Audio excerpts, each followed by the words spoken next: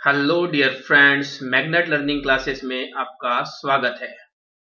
आज इस वीडियो में हम पढ़ेंगे राजस्थान के साहित्य के सिखवाल पब्लिकेशन के पेज नंबर 92 पे लिखे सभी वो ग्रंथ जो लगभग सभी एग्जाम्स में आते हैं। उन सभी ग्रंथों को हम ट्रिक, न्यूमोनिक और स्टोरी के साथ याद करेंगे। इससे पहले यदि आपने इस चैनल को मैग्नेट लर्निंग क्लासेस को सब्सक्राइब नहीं किया है तो कर लीजिएगा और बेल आइकन को दबाना ना भूलें।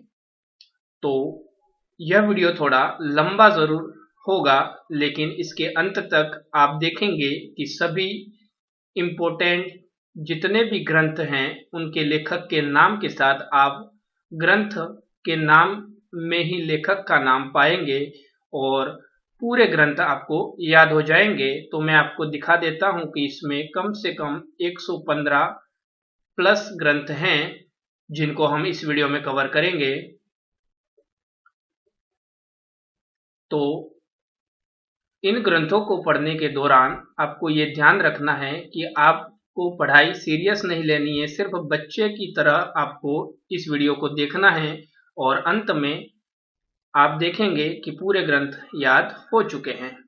पहला ग्रंथ है हमारा सूरज प्रकाश। यहाँ इसके लेखक हैं करणीदान। इस ग्रंथ में महाराजा अभय सिंह का वर्णन मिलता है। महाराजा अभय सिंह जो जोधपुर राज्य से संबंधित थे। कैसे याद करेंगे इस ग्रंथ को? तो देखो यहाँ पर सूरज है। पूरे वीडियो में आपको चित्र के माध्यम से, इमेजेस के माध्यम से पढ़ाया जाएगा। तो सूरज सूरज क्या काम करते हैं? किरणें देने का। सूरज हमें किरणें देते हैं जिसके माध्यम से हम चीजों को देख सकते हैं, परख सकते हैं। तो जैसे ही सूरज प्रकाश आपके साथ सामने आएगा तो आपको याद क्या रखना है? सूरज तो देता है किरणें, अर्थात किरणें से करणी दान।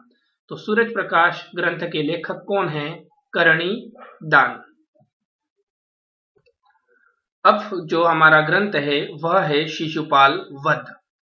यहाँ पर देखो, शिशु जो छोटा बच्चा होता है उसे हम कहते हैं शिशु। यहाँ इमेज में देख सकते हो वह पढ़ाई कर रहा है और ऐसी ही पढ़ाई करते हुए बचपन में यह अपने हालातों से गुजरा। कुछ अच्छा पढ़ाई में इतना होशियार नहीं था, लेकिन अंत में जब बड़ा हुआ यह बना कवि। क्या बना? कवि। बहुत ही प्रसिद्ध कवि बना और उसका नाम था कालिदास। और शिशुपाल वध ग्रंथ के जो लेखक है कवि से महाकवि माघ, जिन्हें राजस्थान का कालिदास कहा जाता है। और नाम से ही स्पष्ट है कि ये ब्राह्मण वंश से होंगे, तो इनकी जो भाषा रही होगी वो संस्कृत, और ये भिन्नमाल जालोर के निवासी थे। तो शिशु जैसे ही आपके सामने आए तो शिशु बचपन के दौरान पढ़ाई करता रहा और अंत में क्या बना? कवि। तो शिशुपाल वध ग्रंथ के लेखक कौन है? महाकवि माघ। इसके पश्चात जो ग्रंथ है हमारा वह है किरातार्जुनीयम। किरातार्जुनीयम यह ग्रंथ लिखा है भारवी ने। कैसे याद करेंगे? किरातार्जुनीयम में है अर्जुन, और आपको भी पता है अर्जुन ने महाभारत में द्रौपदी का जो स्वयंवर हुआ था उसमें सबसे भारी जो धनुष बाण था उसको क्या किया था? उठा लिया था। सबसे भारी था भार। तो किरातार्जुनीयम में अर्जुन, और यहाँ पे शब्द है भार, सबसे भारी। तो किरातार्जुनीयम ग्रंथ के लेखक कौन है? भारवी। आशा करता हूं कि आपको याद हो चुका होगा। आगे बढ़ते हैं। यहाँ पर देखो, अब ग्रंथ है बादली, जिसे लिखा है चंद्र सिंह बिरकाली ने। तो आप इमेज में देखो, यहाँ पर बादल हैं। तो यहाँ पर जो बादल हैं वो बहुत ही घने काले हैं, एकदम काले। और इन्हीं काले बादलों में चांद छिपा हुआ है, जो यहाँ पर दिख रहा है चंद्र से चांद। और बिरकाली में काले बादलों के बीच में कौन है? चांद। तो बादली ग्रंथ जैसे ही आपके सामने आएगा, चंद्र सिंह बिरखाली का नाम ऑटोमेटिक आपका दिमाग क्लिक कर जाएगा और यह आधुनिक राजस्थान की प्रथम काव्य कृति है। तो इस तरह बड़ी ही इंटरेस्टिंग इमेज के साथ इसको हमने कनेक्ट कर लिया। इसके पश्चात है आभे पटकी। यह ग्रंथ नथमल जोशी के द्वारा लिखा गया। यह स्वतंत्रता के बाद प्रथम राजस्थानी उपन्यास था। कैसे याद करेंगे? तो आभे पटकी मतलब अभी के अभी पटक दूंगी। क्या पटक दूंगी? पति और पत्नी के बीच में झगड़ा हो चुका है। पत्नी पति को धमकी दिए जा रही है कि अभी के अभी पटक दूंगी तेरी दी हुई वह नथ। नथ वो आभूषण होता है जो नाक में पहना जाता है। यहाँ पर आप इमेज में देख सकते हो। तो पत्नी पति को धमकी दे रही है कि मैं अभी के अभी तेरी नथ जमीन पे पटक दूंगी, तो हर बार मुझे उसके पैसे क्यों गिनाता है। तो नथ से नथमल जोशी।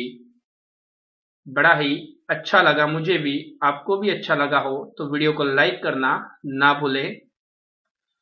अब ग्रंथ है पाबूजीरा छंद और यह ग्रंथ लिखा है बिट्ठू मेहा। पाबूजी जो शब्द है वो सुनाई दे रहा है हमें बाबूजी जैसा। कैसा? बाबूजी।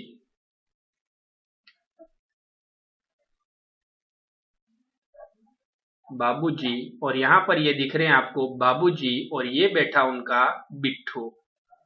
उनका प्यारा सा बिट्ठू कहाँ पर बैठा है? ये उनके पास। तो बाबूजी जैसे ही सुनाई दे आपको तो बाबूजी याद आने चाहिए। और बाबूजी के पास कौन बैठा है? बिट्ठू। बिट्ठू किसका है? मेहा बिट्ठू है, मेरा बिट्ठू है। नेक्स्ट पढ़ते हैं हम प्रबंध कोश। प्रबंध कोश ग्रंथ के लेखक है राजशेखर। इस ग्रंथ की जो भाषा रही है वह संस्कृत है और यहाँ पर महेंद्रपाल प्रथम जो प्रतिहार शासक था और महिपाल का दरबारी कवि जो था वह राजशेखर थे। कौन थे? राजशेखर। कैसे याद करेंगे? प्रबंध, प्रबंध को हम कहते हैं अंग्रेजी में मैनेजमेंट। मैनेजमेंट, ठीक है। और राजा का जो कवि होता है, दरबारी कवि, उसका क्या होता है?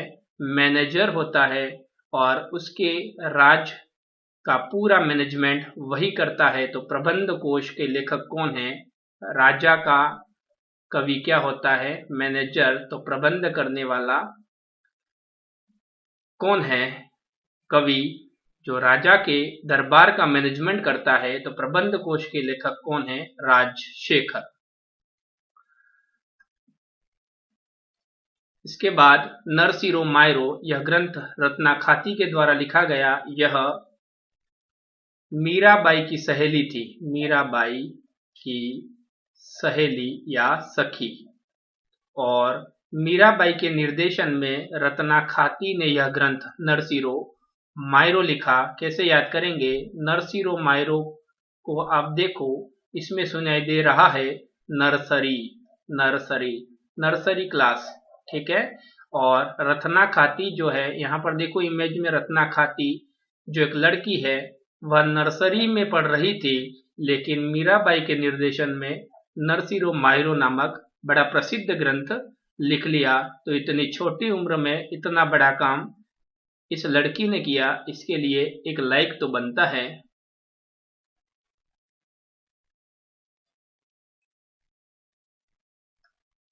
इसके पश्चात जो ग्रंथ है वह है गुलिस्ता।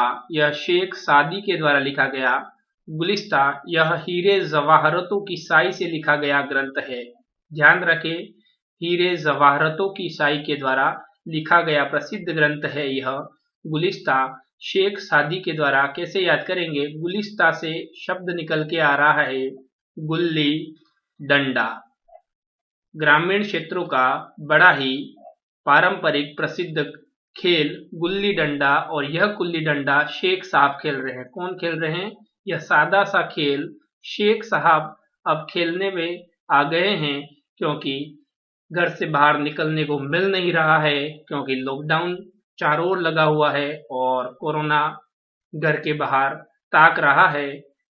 तो इस तरह इसको याद कर लेंगे कि शेख साहब गुल्ली डंडा खेल रहे हैं। नेक्स्ट जो ग्रंथ है हमारा वो है तुज़्क़ बाबरी, और यह ग्रंथ बड़ा ही इजी है, बाबर के द्वारा लिखा गया, बाबरी से बाबर। यह तुर्की भाषा में लिखा गया ग्रंथ। बाबर जो मुगल साम्राज्य का संस्थापक कहा जाता है, इसको हम इंडियन हिस्ट्री के अंतर्गत पढ़ेंगे, ऐसे ही ट्रिक, निमोनिक और स्टोरी के साथ। नेक्स्ट जो हमारा ग्रंथ है वो है आईने अकबरी। यह ग्रंथ जो है अबुल फजल ने लिखा था, अबुल फजल, जो उनके नवरत्नों में शामिल था, और यह राजस्थान के नागौर जिले से संबंधित कवि कह सकते हैं इनको। और आईने अकबरी को कैसे याद करेंगे, तो यहाँ पर देखो आईना, यह व्यक्ति आईने में देख रहा है क्योंकि यह बड़ा फ्रस्ट्रेट और डर चुका है, और इसको इसके पास बैठा सहयोगी व्यक्ति कह रहा है अब तो बोल अबुल, अब तो बोल। अबुल को कैसे ट्रांसलेट करेंगे, अब तो बोल, अब तो तू अकेला है, अब तो बोल, आईने के सामने बोल, तेरा कॉन्फिडेंस लेवल बढ़ेगा। तो आईने अकबरी ग्रंथ के लेखक हैं अबुल फजल।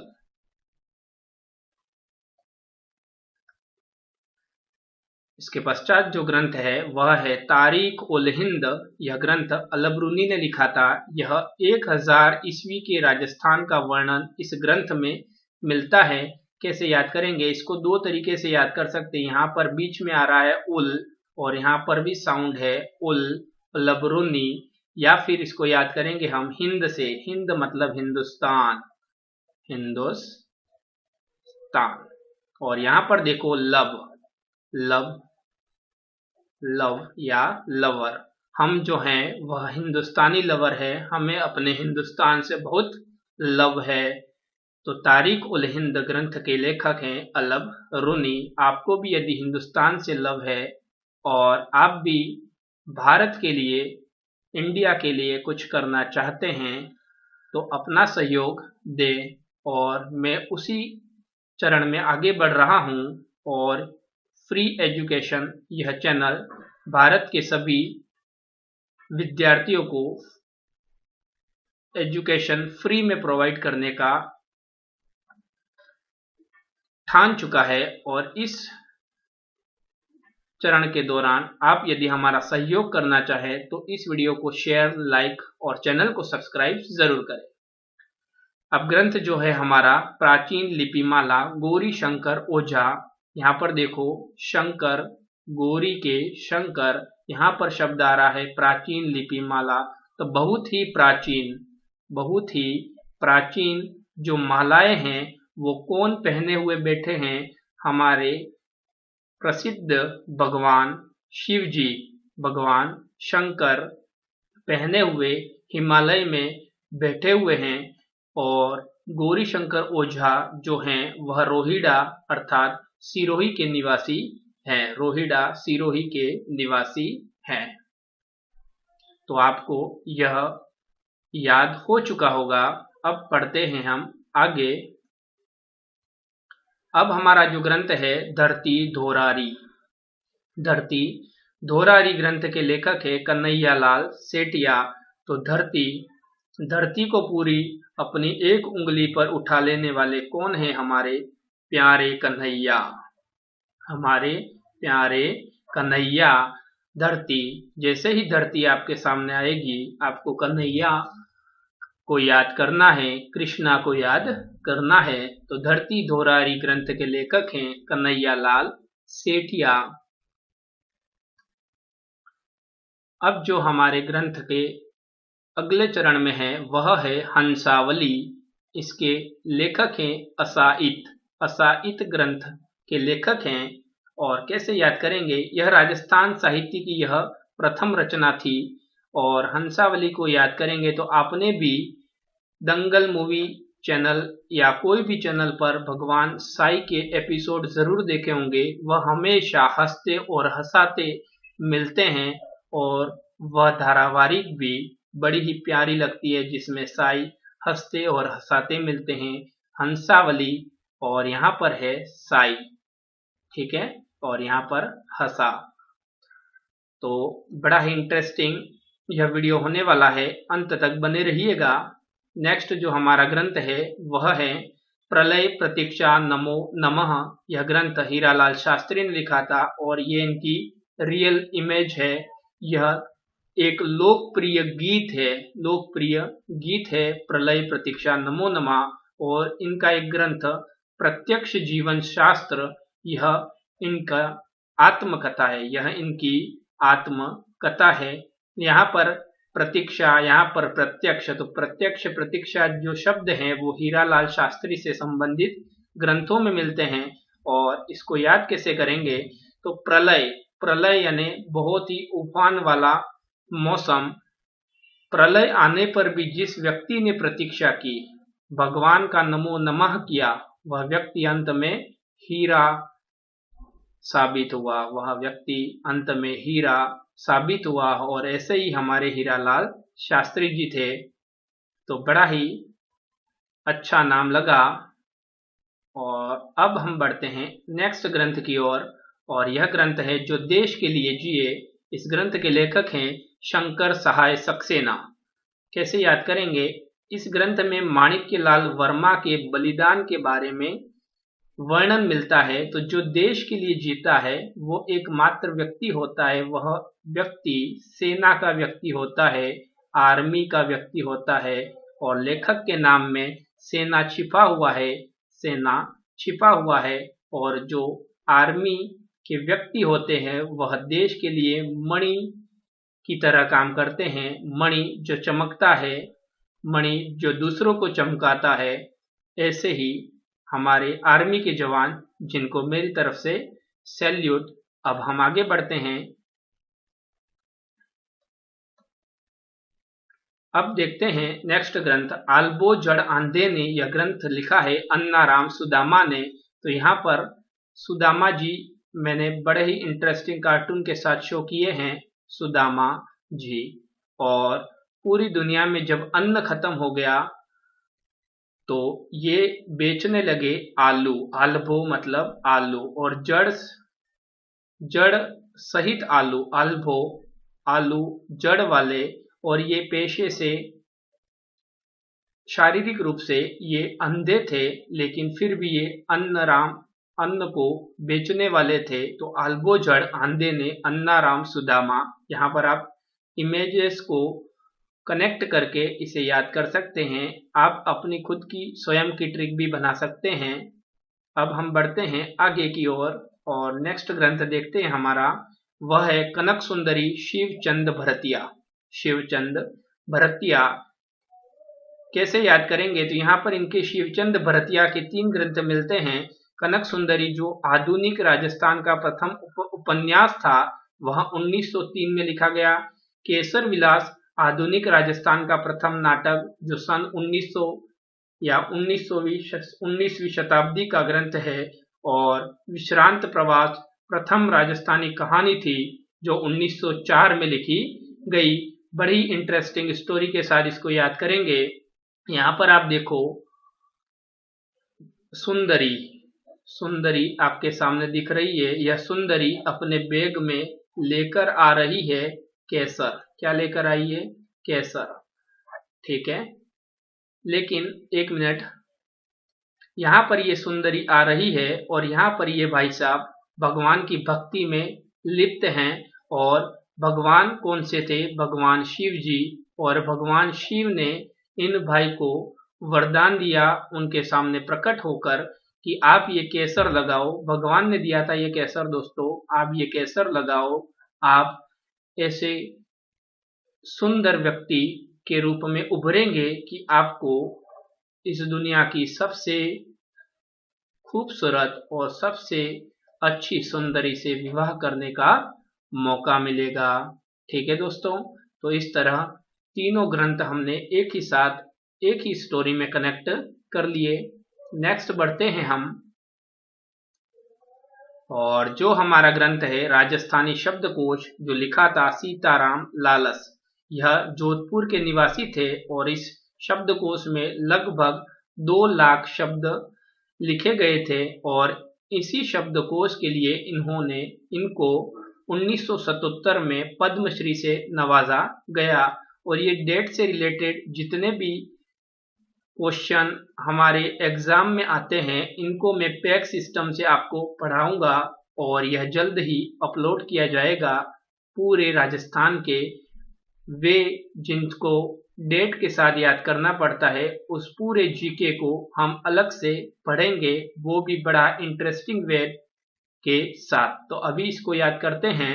राजस्थानी शब्दकोश तो बड़ा शब्दकोश जिसमें 2 लाख शब्द और ऐसे शब्दों वाला शब्दकोश मार्केट में क्या हुआ, बड़ा बिकने लगा। तो भाई साहब को क्या आने लगा, लालच। क्या आने लगा, लालच। तो जिस लेखक के नाम में लालच शब्द आए वह राजस्थानी शब्दकोश के लेखक हैं सीताराम लालस। तो ऐसे ही इंटरेस्टिंग वे में हम आगे बढ़ते हैं और अगला ग्रंथ लेते हैं। वह ग्रंथ जो है हमारा वो है टाबरारी बाता। यह ग्रंथ लिखा था लक्ष्मी कुमारी चुंडावत। तो यहाँ पर देखो, टाबरा में टब जो हम घर में नहाने के लिए जब जाते हैं और जिसमें हम पानी भरते हैं, वह टब जो इस तरह का आता है जो इमेज में देख सकते हो। और इस टब में ये बैठी लड़की जो अपने आप को कह रही है कि मैं हूँ रानी जी। क्या हूँ, रानी जी। और खुद को लक्ष्मी कुमारी भी बताती है, ठीक है, मैं रानी जी हूँ और मैं इस घर की लक्ष्मी कुमारी हूँ, मैं लक्ष्मी हूँ। तो इस हिसाब से आप अंदाजा लगा सकते हो कि टब में बैठी हुई यह लड़की जो खुद को लक्ष्मी कुमारी, खुद को रानी जी बता रही है और टब में बैठे बैठे यह किताबें पढ़ती जाती है। और यह किताबें कौन सी थी, रूसी कथाओं की किताबें थी, रूसी कथाओं की किताबें। और इन किताबों को राजस्थान के लोगों के लिए इस रानी जी ने, इस लक्ष्मी कुमारी जी ने राजस्थानी भाषा में अनुवाद कर दिए और अब यह रूसी कथाएं राजस्थानी लोग भी पढ़ सकते हैं। तो बड़ा ही अच्छा काम इन्होंने किया। अब बढ़ते हैं हम नेक्स्ट। वह ग्रंथ जो है हमारा हु गोरी किण पीवरी। यह ग्रंथ या देवेंद्र शर्मा चंद्र ने। तो यहाँ पर जो शब्द है वह है गोरी, ठीक है। और आजकल बहुत पॉपुलर एक गाना गोरी तू बड़ा शर्माती है, तो यह ग्रंथ इसी गाने के साथ याद कर लेंगे, ठीक है। और मुझको बड़ा याद आती है, तो यहाँ हमें कोई याद नहीं आ रहा, सिर्फ हमें ग्रंथ और लेखक याद आ रहे हैं। तो गोरी तू बड़ा शर्माती है, याद बहुत आती है, याद गोरी और शर्मा, तो याद देवेंद्र शर्मा। यह और इनका एक दूसरा ग्रंथ है जमारो। उनका एक दूसरा ग्रंथ कौन सा है, याद देवेंद्र शर्मा चंद्र का जमारो। तो यह जो गोरी हैं वो पूरे जमाने को याद आती है, पूरे जमाने के लोगों को याद आती हैं। बड़ा ही इंटरेस्टिंग यह तरीका याद करने का। यदि आप इसके साथ लगातार बने रहते हैं तो आप देखेंगे कि पूरे ग्रंथ और पूरा राजस्थान या इंडिया जीके में आपको देखते ही देखते याद करवा दूंगा। अगला हमारा जो ग्रंथ है बातारी फुलवारी, यह ग्रंथ जो है विजयदान देथा। यहाँ पर आपको जो कनेक्ट करना है वह है फूल। भाई साहब पकड़े हुए हैं, आप देखो इमेज में, और यहाँ पर दिए दान, दान और दे से दिए, दान दे दिए।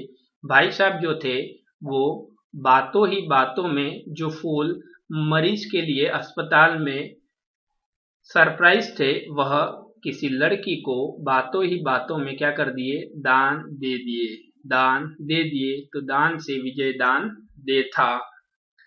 तो और इनके विजयदान देथा के जो दूसरे ग्रंथ हैं अलेकू हिटलर और बापू के 3 हत्यारे। तो यह जो घटना है यह जब दूसरे दिन अखबारों में छपी तो यह बड़ा हिट हुआ, बड़ा हिट हुआ। हिट से हिटलर, हिट से हिटलर। अलेकू हिटलर जो ग्रंथ है वो भी किसका है, विजयदान देथा।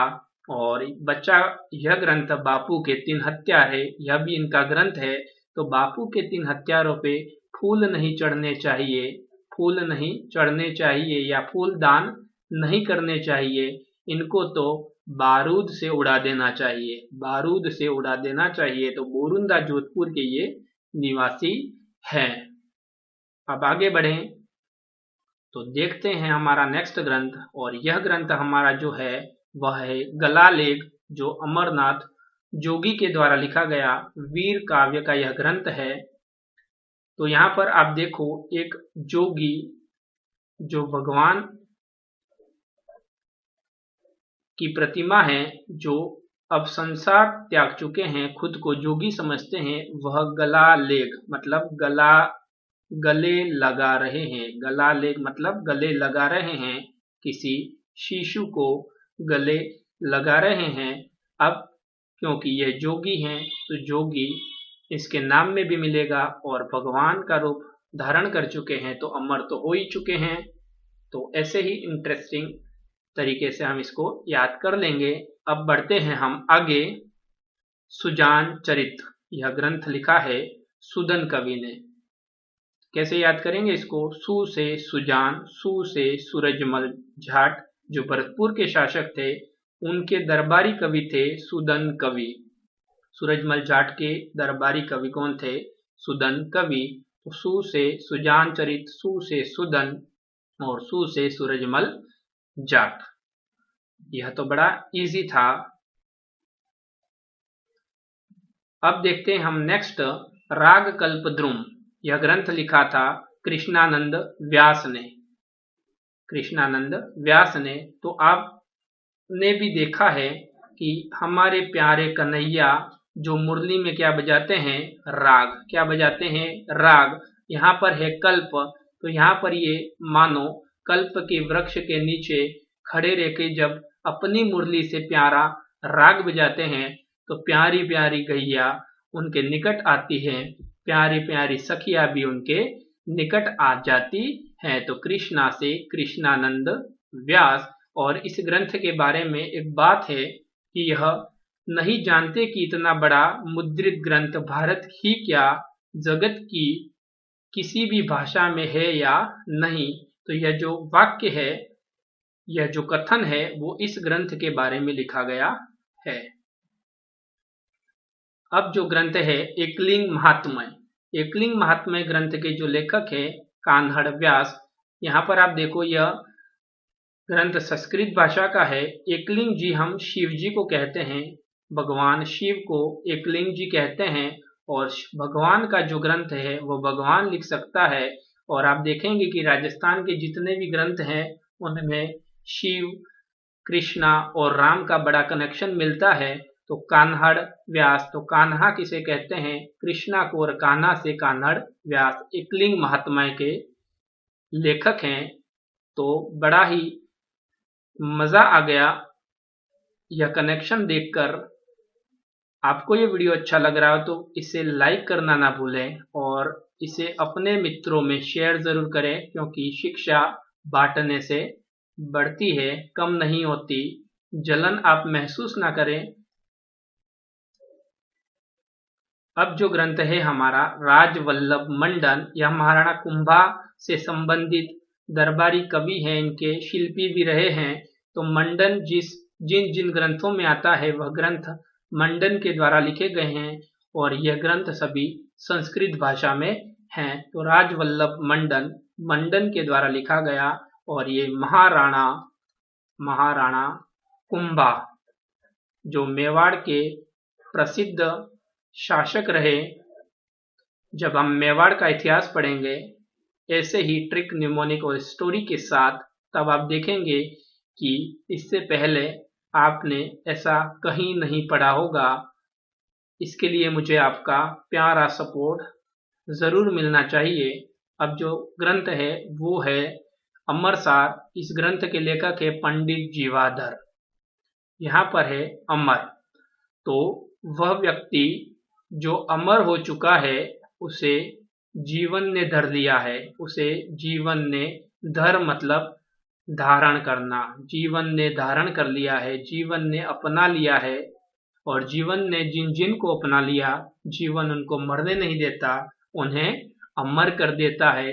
और ऐसे ही हमारे प्रसिद्ध महाराणा प्रताप जो मेवाड़ के शूरवीरों में अपना नाम लिखा गए और अमर सिंह जो उनके बेटे थे, उनका वर्णन इस ग्रंथ में मिलता है। तो अब आगे बढ़ते हैं हम।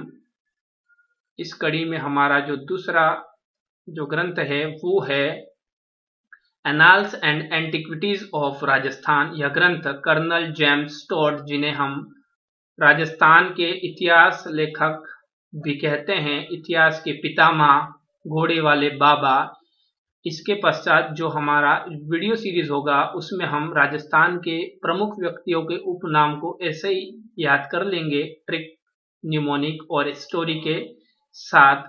तो अब जो इस ग्रंथ का जो दूसरा नाम है वो है the central and western Rajput states of India, और इनका जो दूसरा ग्रंथ है ट्रेवल्स इन वेस्टर्न इंडिया। इस ग्रंथ के लिए मैंने कोई ट्रिक नहीं बनाई है, क्योंकि राजस्थान के जो ग्रंथ हैं वो हमें दिख जाते हैं, क्योंकि उसकी भाषा राजस्थानी है। यह ग्रंथ अंग्रेजी भाषा में लिखा गया है। आप देखो इसका नाम भी इंग्लिश में है, तो ऐसा काम करने वाला भी कोई अंग्रेज होगा जो कर्नल जेम्स टोड था। तो इसके दोनों ग्रंथ आप देखते ही पहचान लोगे। जब हम क्विज लेंगे तो आपको मैं बताऊंगा कि इसका प्रैक्टिकल यूज कैसे करते हैं। अब जो नेक्स्ट हमारा ग्रंथ है वह है अबलाव का इंसाफ। यह ग्रंथ लिखा गया अंबिका दत्त व्यास द्वारा। तो अ से अबला, अ से, तो यहाँ पर भी आ रहा है अब, और लेखक के नाम में भी है अब। यह राजस्थान का पहला हिंदी उपन्यास था। तो अबलाएं कौन होती है? ऐसी नारियां जो खुद के लिए कुछ नहीं कर सकती और दूसरे उनका उपयोग करते हैं। तो ऐसी नारियों के लिए हमारी माता अम्बा स्वयं प्रकट होती है और उन नारियों को इंसाफ दिलाती ही हैं, उनको अपना साथ देती हैं। तो अबलाओं का इंसाफ अंबिका दत्त व्यास द्वारा लिखा गया। अम्बा माँ, अम्बे माँ, जिन्हें हम नवरात्रों में 9 दिन पूजन करके पूजते हैं, वो हमारी प्यारी सी माता। नेक्स्ट जो हमारा ग्रंथ है वो है स्वप्न वासवदत्ता। यह ग्रंथ लिखा भास ने, कवि भास ने। तो यहाँ पर इस नाम को ही पढ़ो आप, स्वप्नवास स्वप्नभास, स्वप्नवास स्वप्नभास। लेखक का नाम ग्रंथ के नाम में ही हमें सुनाई दे रहा है, लेकिन इसको हम अलग तरीके से भी याद कर सकते हैं।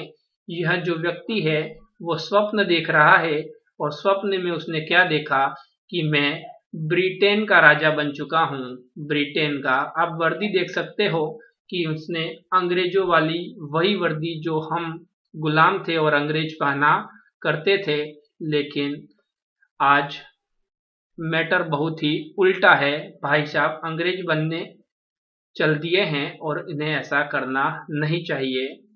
और अच्छी बात है कि ये ब्रिटेन के राजा बने, तो हमें भी खुशी हो सकती है। अब जो हमारा ग्रंथ है अकबरनामा, यह ग्रंथ भी लिखा है अबुल फजल, जो उनके नवरत्नों में शामिल थे और नागौर जिले से संबंधित थे। कैसे याद करेंगे? तो अकबर क्या कह रहे हैं? अकबर कह रहे हैं कि जोधा हमारा नाम लो, जोधा हमारा नाम लो। बहुत दिनों से इनके बीच में झगड़ा चल रहा था, तो अकबर पीछे आकर कह रहे हैं कि अकबर का नाम लो जोधा बेगम, मैं तुम्हारे पीछे खड़ा हूं, अब तो कुछ बोलो, अब तो कुछ बोलो, अब बोलो ना कुछ, झगड़ा खत्म कर देते हैं, फिर से हम अपना नया जीवन चालू कर देते हैं। लेकिन क्या पता कब यह नाम बोला गया, कब जोधा बेगम राजी हुई, हमें नहीं पता। हमें हमारा काम कर दिया। नेक्स्ट हमारा जो ग्रंथ है वो है बेटी। यह ग्रंथ लिखा गया समर यादव द्वारा। समर यादव।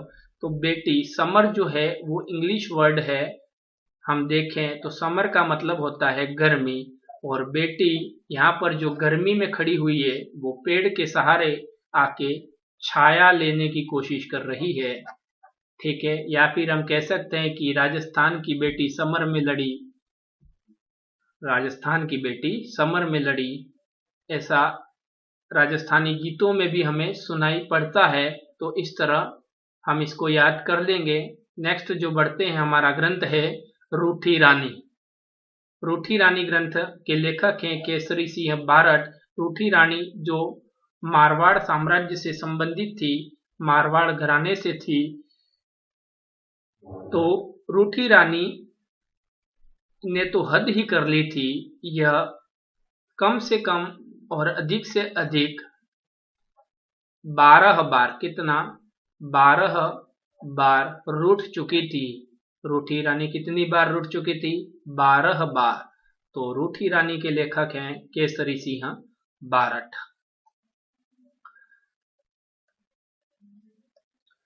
रजियारा सोरठा ग्रंथ के लेखक हैं कृपाराम। यह बड़ा इंटरेस्टिंग होगा, आपने एक गाना तो सुना ही होगा, रजिया गुंडों में फंस गई। भाई जहां फंसी रजिया बेगम, फंसी तो फंसी, रजिया गुंडों में फंस गई।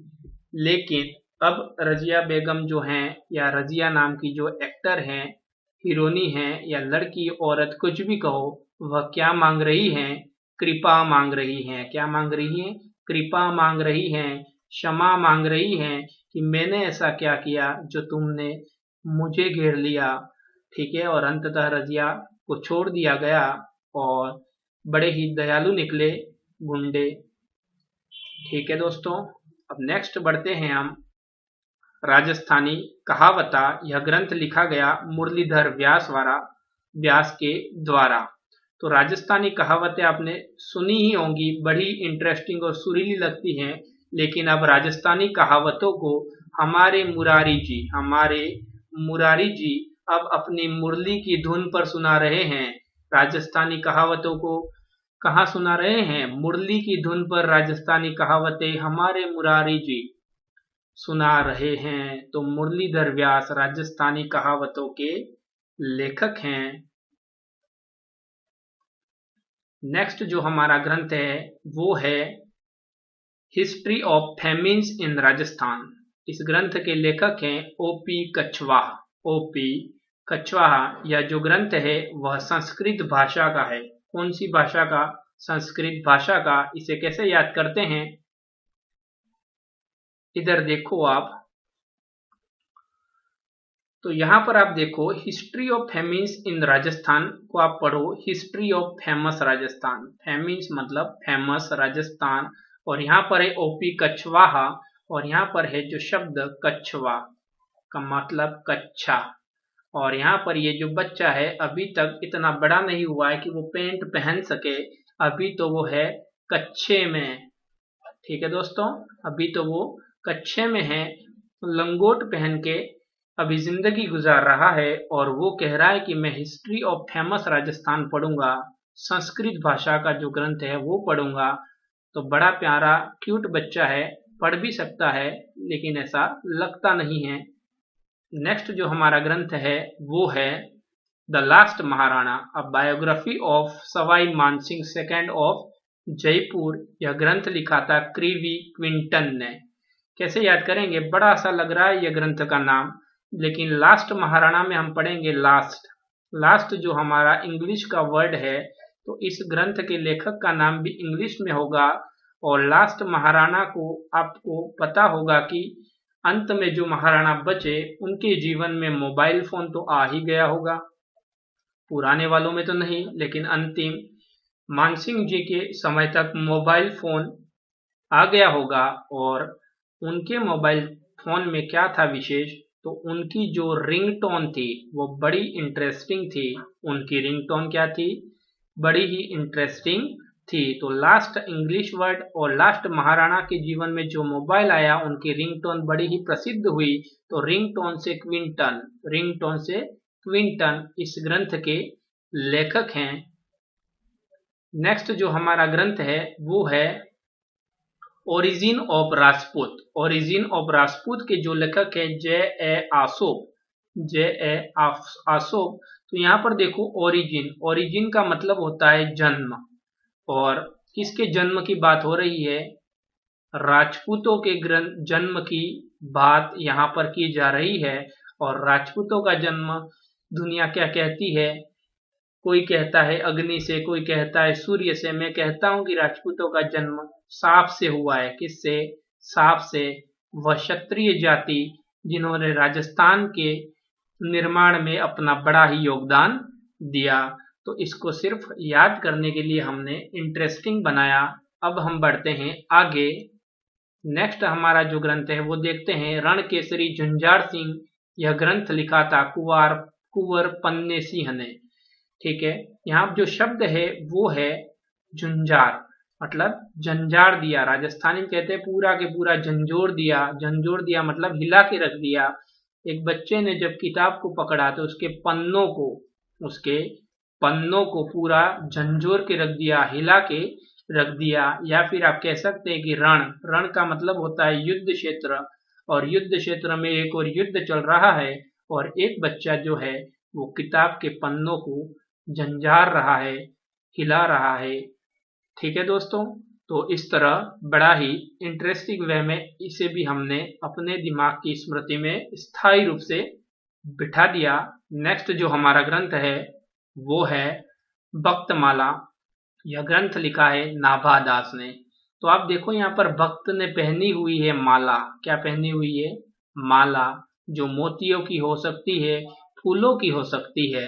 लेकिन भक्त की माला की विशेषता क्या है?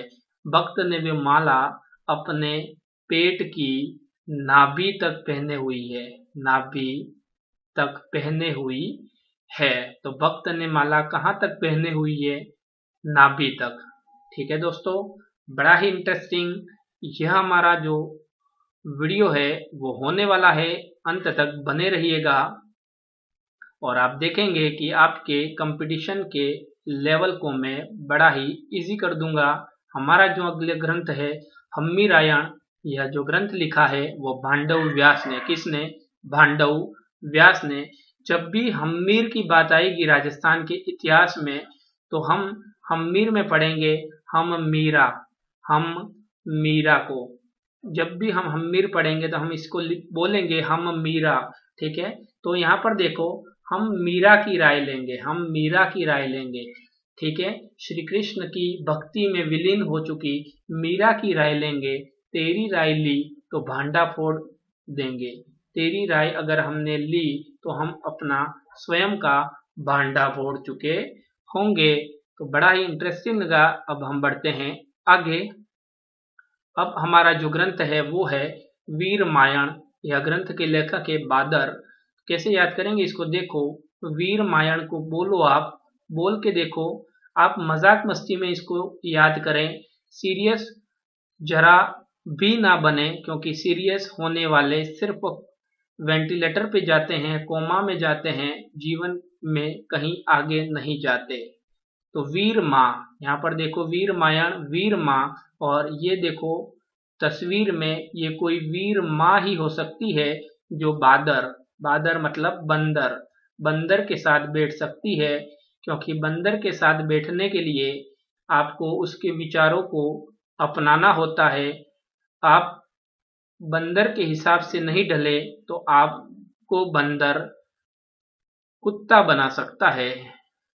ठीक है, बंदर जो हमारे हनुमान जी के अवतार हैं, जो पूजनीय हैं, उनके सम्मान में आपको उनके हिसाब से ढलना जरूर पड़ेगा। तो ऐसा काम कौन कर सकता है? एक वीर माँ ही कर सकती है। नेक्स्ट जो हमारा ग्रंथ है वो है रघुनाथ रूपक। रघुनाथ हम किसको कहते हैं? भगवान राम को हम रघुनाथ कहते हैं। और भगवान राम जब लंका जा रहे थे तो उन्हें किनका सहयोग मिला? तो उन्हें केवट का सहयोग मिला।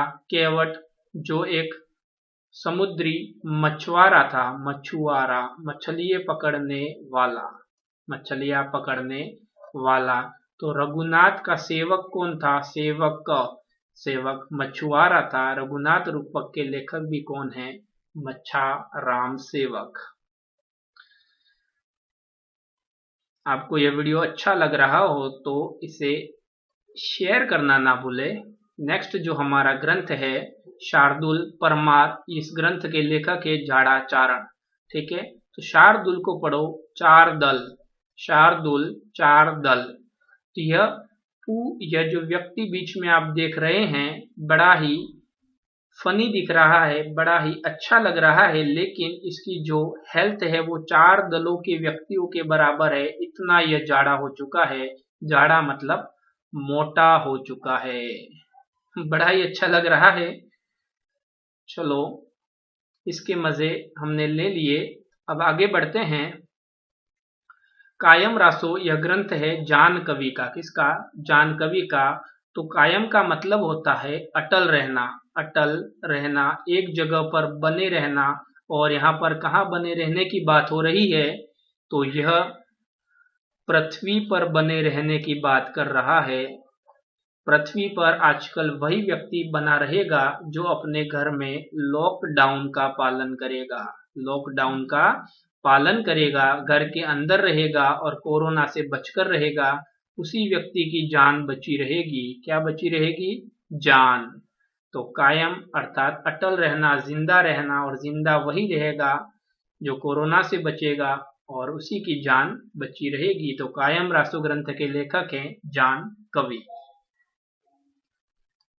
नेक्स्ट जो हमारा ग्रंथ है वो है ध्यान मंजरी। ध्यान मंजरी ग्रंथ के लेखक है अग्रदास। और आपको भी पता है ध्यान हम भ्रगुटी पे लेते हैं, सिर के माथे में दोनों आंखों की भौं के बीच में ध्यान लगाते हैं, और वो हमारे शरीर का कौन सा भाग होता है?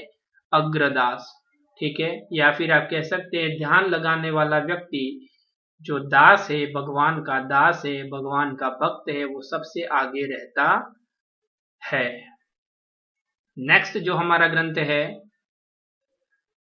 आपको ये वीडियो कैसा लग रहा है इसके बारे में कमेंट जरूर करें, ताकि मैं आपके कमेंट को मोटिवेशन समझ के आगे इसी तरह आपको वीडियो दूं, क्योंकि मेरा उद्देश्य है कि मैं राजस्थान व भारत के सभी विद्यार्थियों को ऐसा ही एजुकेशन फ्री में दूं जो पैसे देकर उन कोचिंग सेंटर में नहीं जा सकते, जहां पर वो एजुकेशन तब भी नहीं मिल पाता जो आप चाहते हैं।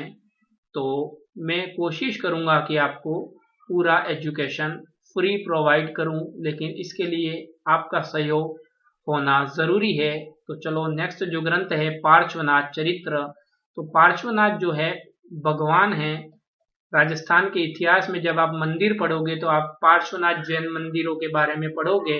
ये जैनों के भगवान है। तो जैनों के भगवान के साथ हम सिर्फ श्री लगा देते हैं, श्री पार्श्वनाथ जी, श्री पार्श्वनाथ जी, और उनके चरित्र की कोई बात करनी ही नहीं है हमें, क्योंकि वह अनमोल है, वह यूनिक है, वो सबसे हटकर है। तो पार्श्वनाथ जी के साथ श्री लगाते ही श्री से श्रीधर।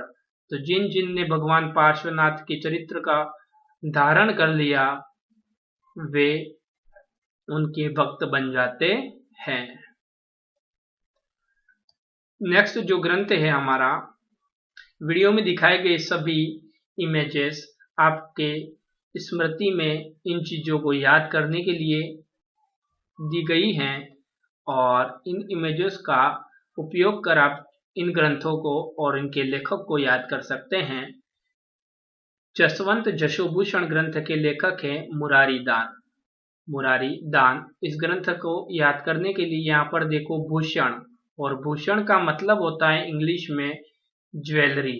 ज्वेलरी, ज्वेलरी का मतलब होता है आभूषण, और आभूषण को यदि हम अपनी भाषा में लेके आए तो जेवर। क्या होता है? जेवर। जेवरात जो स्त्रियां पहनती हैं, पुरुष भी पहनते हैं। तो यहाँ पर जो स्त्री पूरे के पूरे क्या पहने हुई है? आभूषण, भूषण, जेवर पहने हुई है, और अंत में इस जेवर को इस प्यारी सी महिला ने क्या कर दिया? गरीबों में दान कर दिया। क्यों? क्योंकि यह अंत में इस मोहमाया से निकलकर मुरारी की भक्त बन चुकी थी। मुरारी, मुरारी मतलब कन्हैया की भक्त बन चुकी थी। नेक्स्ट जो हमारा ग्रंथ है वो है history of Chauhan. History of Chauhan के लेखक है आर.बी. सिंह। आर.बी. सिंह। तो आप इसको ऐसे याद कर सकते हो, हिस्ट्री ऑफ चौहान जो बुक है वो आजकल राजस्थान सरकार RBSC, तो RB और S से सी और C से चौहान, तो history of Chauhan book Rajasthan सरकार के RBSC के सिलेबस में भी अब शामिल कर दी गई है और इस तरह हम इसको याद कर सकते हैं और यह हो भी चुकी होगी, ऐसा मेरा मानना है। नेक्स्ट जो ग्रंथ है इंडिया कॉलिंग, यह आनंद गिरिधारी दास की किताब है। कैसे याद करेंगे, तो आप देखो मोबाइल से इंडिया में आ रही है कॉलिंग, क्या आ रही है, कॉलिंग, कॉल आ रहा है, ठीक है।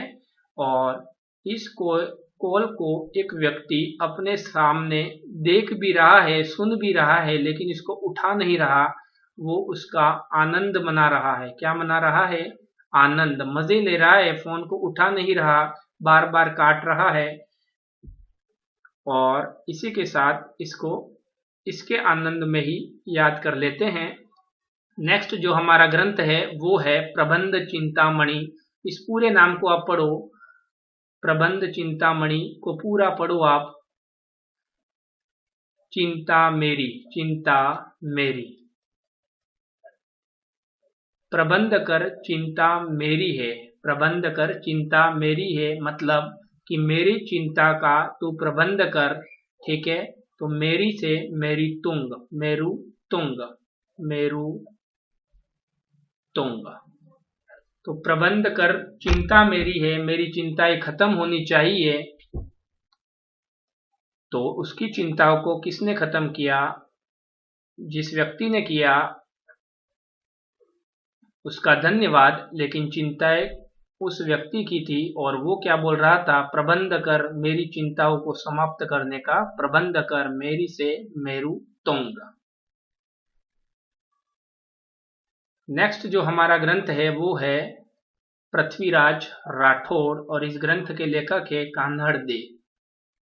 तो यहां पर फिर से आया पृथ्वी, क्या आया, पृथ्वी, और पृथ्वी को आप जानते ही हैं कि पृथ्वी को उठाने वाले कौन थे, कान्हा, या उठाया नहीं तो आपने ये तो जरूर देखा होगा कि कान्हा ने अपने मुंह में ही पूरा ब्रह्मांड दिखा लिया था, कृष्णा ने अपने मुंह में ही पूरा ब्रह्मांड अपनी माँ को दिखा दिया था। तो पृथ्वीराज राठौड़ के लेखक हैं कान्हड़ व्यास।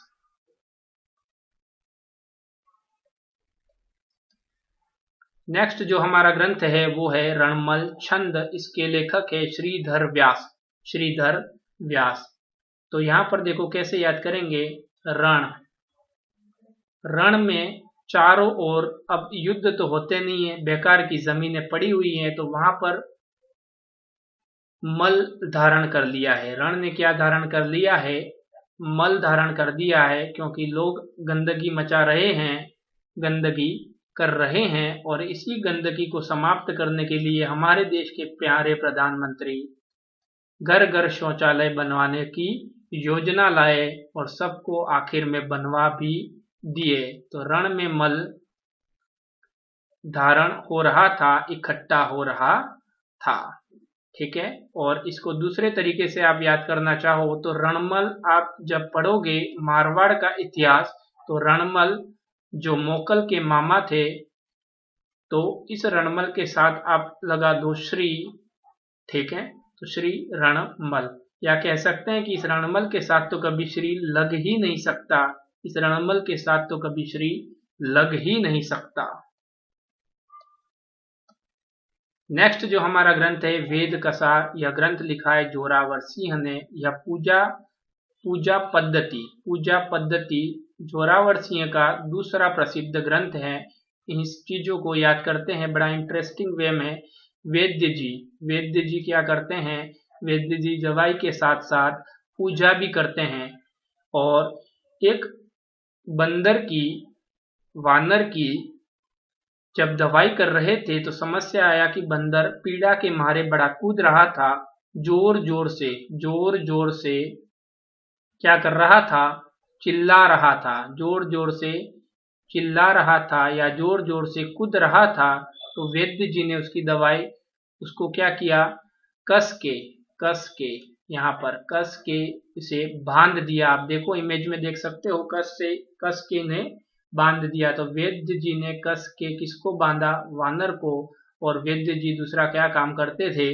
पूजा पद्धति का काम भी करते थे। तो वेद्य जोरावर सिंह के 2 ग्रंथ वेद्य कसार और पूजा पद्धति। क्योंकि जोर जोर से कूदा कौन, चिल्लाया कौन? वानर। नेक्स्ट जो हमारा ग्रंथ है वो है ललित सलाम। यहाँ पर आप देखो ललित नाम का जो आर्मी ऑफिसर है वो सलाम कर रहा है। इसके पीछे सभी व्यक्ति सलाम कर रहे हैं, सैल्यूट कर रहे हैं। लेकिन इन भाई साहब की मति मारी गई है। इन भाई साहब की मति मारी गई है। मति मतलब बुद्धि। इन भाई साहब की बुद्धि मारी गई है, बुद्धि खराब हो चुकी है। यह एक हाथ में झंडा पकड़े हुए हैं तो दूसरे हाथ से ये सलाम कर सकते थे, लेकिन ऐसा हमारा सोचना है यह सही भी नहीं है। और इन भाई साहब की मदद से हमने इसको याद कर लिया और इन आर्मी ऑफिसर को हमारा सलाम। नेक्स्ट जो हमारा ग्रंथ है वो है अवतार चरित्र। जैसे ही अवतार का नाम आएगा आपको याद आना चाहिए नरसिम्हा। नरसिम्हा आपने मूवी भी देखी होगी सनी देओल की, थंबे में से फाड़ के निकलता है नरसिम्हा। हम उस नरसिम्हा की बात नहीं कर रहे, यहाँ नरसिम्हा भगवान की बात कर रहे हैं हम। हिरण्यकश्यप को मारने वाले नरसिम्हा। ये अवतार किनका था? नरसिम्हा का था। नरसिम्हा से नरसिंह दास। नेक्स्ट जो हमारा ग्रंथ है वो है यात्रा एक अकिंचन की। तो यात्रा का मतलब है जीवन की गाथा। जीवन की गाथा, यहाँ पर यात्रा से मतलब है जीवन की गाथा। अकिंचन का मतलब है गरीब, जो बेसहारा है, जिसके पास कुछ नहीं है, जो पहले कुछ इस रूप में थे, अंत में उन्होंने स्वयं मेहनत कर यह रूप धारण किया और ये अब बन चुके थे आचार्य। क्या बन चुके थे? आचार्य। आचार्य महाप्रज्ञ। नेक्स्ट हमारा ग्रंथ है दयाबोध और यह बड़ा ही इजी है, दयाबाई के द्वारा लिखा गया। अब हम पढ़ेंगे राजस्थान के प्रमुख संत एवं लोक देवता। यह जो ग्रंथ है वह दिनेश चंद्र शुक्ला ने लिखा था। इसको कैसे याद करेंगे? तो आपको पता है कि राजस्थान के प्रमुख जो संत लोक देवता है उनका राजस्थान में प्रत्येक विशेष तिथि पर क्या लगता है? मेला लगता है। और उन मेलों में विशेष खासकर बात है कि वे मेले लगभग भाद्रपद माह में शुक्ल पक्ष में लगती हैं। तो लोक देवताओं का शुक्ल पक्ष से बड़ा संबंध है और लोक देवता भी भगवान का रूप है। वैसे यहाँ इस नाम में भी देखो दिनेश, जो हम सूर्य को कहते हैं, जहां तक मुझे मालूम है सूर्य का पर्यायवाची है। तो इस तरह इसको हम याद कर लेंगे। नेक्स्ट हमारा जो ग्रंथ है वो है अजीतोदय। अजीतोदय का ग्रंथ लेखक है जगजीवन भट्ट। ठीक है, तो यहाँ पर देखो अजीतो मतलब जीता, जीता। अभी तो तुम और जीते, अभी तो तुम और जीते। अजीतोदय को पढ़ो आप। अभी तो तुम और जीते, अभी तो तुम्हें जग में और जीवन जीने की आवश्यकता थी, जग में और जीते। अजीतोदय। ठीक है, इस नाम को आप बिगाड़ो, चीजों को हम ऐसे ही फनी वे में याद कर लेंगे। सीरियस जरा भी मत बनना, क्योंकि सीरियस बनने से आप सिर्फ कोमे में जाओगे, वेंटिलेटर पे लटकोगे। नेक्स्ट हमारा जो ग्रंथ है वो है रजिया का दोहा। इससे पहले जो ग्रंथ था वो रजियारा सोरठा था और शायद ये भी सेम ग्रंथ है और यहाँ पर भी कृपाराम खिड़िया द्वारा लिखा गया है। तो यह हम पहले पढ़ चुके हैं। नेक्स्ट हम पढ़ते हैं दूसरा ग्रंथ, वो है पेरू प्रकाश और इस ग्रंथ के लेखक है सवाई सिंह धमोरा।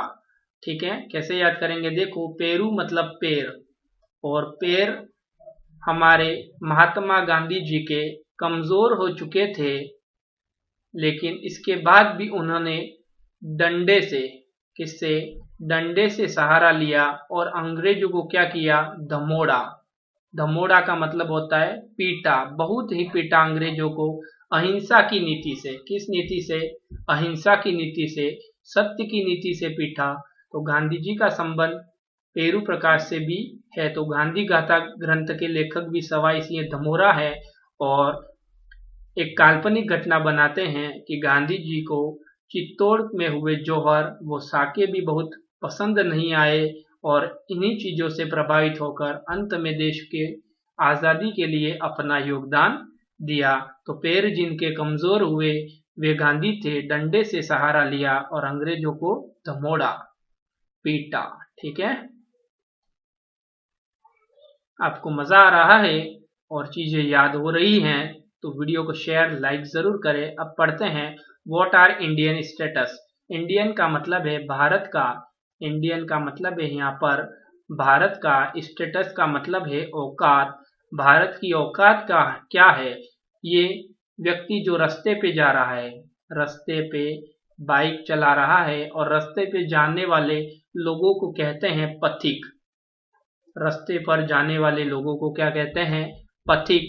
तो ये मामूली सा व्यक्ति रास्ते पे जाते हुए क्या बोलता है? भारत की औकात क्या है? भारत की औकात क्या है?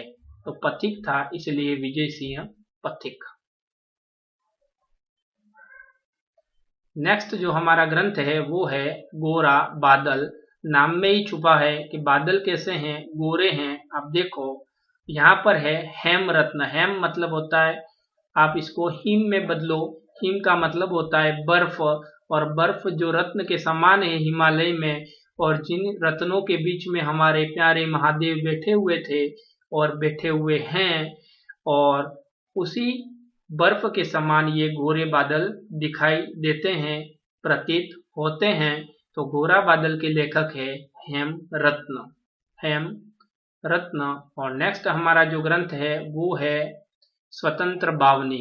यह लिखा था तेज कवि ने, तेज कवि ने। और यहाँ पर देखो बावनी में शब्द संख्या आ रही है 52, और जिस व्यक्ति को स्वतंत्र कर दिया है, फ्री कर दिया है, वो व्यक्ति 52 तक की गिनती को यदि उससे बुलवाई जाए तो वो बड़ी ही तेज रफ्तार से, बड़ी ही तेज रफ्तार से बोल देगा, बशर्ते कि उसे स्वतंत्र करो 52 तक की गिनती बोलने के लिए। तो वह काउंटिंग जो 52 तक थी, अगर उसे फ्री कर दिया जाए तो बड़ी ही स्पीड वे में 52 तक की काउंटिंग को पूरा कर लेगा। इसके बाद के ग्रंथ में भी शब्द आ रहा है 52, कीर्तार बावनी। ठीक है, अब यहाँ पर इस 52 को हम कर देंगे 5 का यूज करेंगे हम। 5 का यदि हम आधा करें तो आता है 2 कंप्लीट 1/2, 2 कंप्लीट 1/2, जिसे हम 2.5 भी बोल सकते हैं। ठीक है, और यहाँ पर आप देखो इसको हिंदी में जब पढ़ते हैं तो दूरसा में है 2 और पीछे लिखा हुआ है आधा, 2 और आधा। तो यहाँ पर जो दूसरा ग्रंथ है जिसमें 52 लिखा हुआ है, कीर्तार बावनी, वो है 2 और आधा, दूरसा आधा। पहले में तो हमने 52 तक की काउंटिंग के बारे में चर्चा की और यहाँ पर इसको आधा कर दिया। नेक्स्ट जो हमारा ग्रंथ है वो है राग मंजरी। यह जो ग्रंथ है वो पुंडरीक विट्ठल ने लिखा है।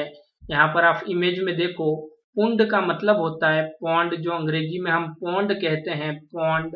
पौंड का मतलब होता है तालाब, तालाब। और यह व्यक्ति जो है वो तालाब पे खड़ा हुआ अपना काम भी कर रहा है और साथ ही साथ यह व्यक्ति क्या कर रहा है? राग गा रहा है, विभिन्न तरह के रागों का गायन कर रहा है, अर्थात गाना गा रहा है। इसलिए यह ग्रंथ भी संगीत ग्रंथ है। बड़ा ही अच्छा मुझे ये लगा। आपको कैसा लगा? कमेंट बॉक्स में कमेंट करके जरूर बताएं। नेक्स्ट जो ग्रंथ है हमारा a history of Rajasthan, Rima Hooja के द्वारा लिखा गया है। अ हिस्ट्री ऑफ राजस्थान, इस ग्रंथ को कैसे याद करेंगे? तो राजस्थान की हिस्ट्री के बारे में यदि हम चर्चा करें तो आप पाएंगे कि बड़ा ही विस्तृत टॉपिक है, इसको पढ़ना मुमकिन नहीं, नामुमकिन सा लगता है। तो जब एक लड़की जिसका नाम था रीमा, वह इसको पढ़ने की कोशिश कर रही थी, तो उसकी माँ आके क्या बोलती है, हू जा मतलब सो जा, हू जा का मतलब सो जा, रीमा सो जा। यह हिस्ट्री आज की रात में खत्म होने वाली नहीं है, इसको कल सुबह में पढ़ लेना। The history of Rajasthan, Reema Pooja. Next जो हमारा ग्रंथ है वो है कूचा मांदी आखर, रामेश्वर दयाल श्रीमाली का यह ग्रंथ है। इस ग्रंथ के बारे में मैंने कोई ट्रिक नहीं बनाई है, क्योंकि मैं जानना चाहता हूं कि अब तक आपने क्या सीखा। आप इस ग्रंथ के बारे में जो ट्रिक बनाएंगे, पहले मुझे कमेंट बॉक्स में लिख के बताओ, और इसकी जो ट्रिक मैंने बनाई है वो आपको मैं पार्ट 2 वीडियो में जरूर बताऊंगा। नेक्स्ट जो ग्रंथ है वो है संगीत रत्नाकर, और इस ग्रंथ के लेखक है सारंग देव। कौन है? सारंग देव। तो संगीत को बजाने के लिए सारंगी नाम का वाद्य यंत्र जरूर पास होना चाहिए, जो कुछ इस टाइप का होता है, जिसमें तार होते हैं। तो संगीत को बजाने के लिए सारंगी का होना आवश्यक है, और संगीत की लगभग भाषा संस्कृत रही है। यह ग्रंथ भी संस्कृत भाषा का है। नेक्स्ट जो हमारा ग्रंथ है वो है दुविधा, और दुविधा ग्रंथ के लेखक है विजयदान देथा। इससे पहले हमने देखा था अलेखु हिटलर भी विजयदान देथा का जो ग्रंथ था, और गांधी जी के 3 हत्यारे भी इन्हीं का ग्रंथ था। और अब जो ग्रंथ निकल के आया है दुविधा, ठीक है। तो विजयदान देथा, अलेखु हिटलर, गांधी जी के 3 हत्यारे, ऐसे प्रसिद्ध ग्रंथ बनाने के साथ ही वे दुविधा में पड़ गए कि मैं विजय प्राप्त कर चुका हूं या नहीं। दुविधा में कौन पड़ा? विजयदान देथा। द से दुविधा, द से देथा।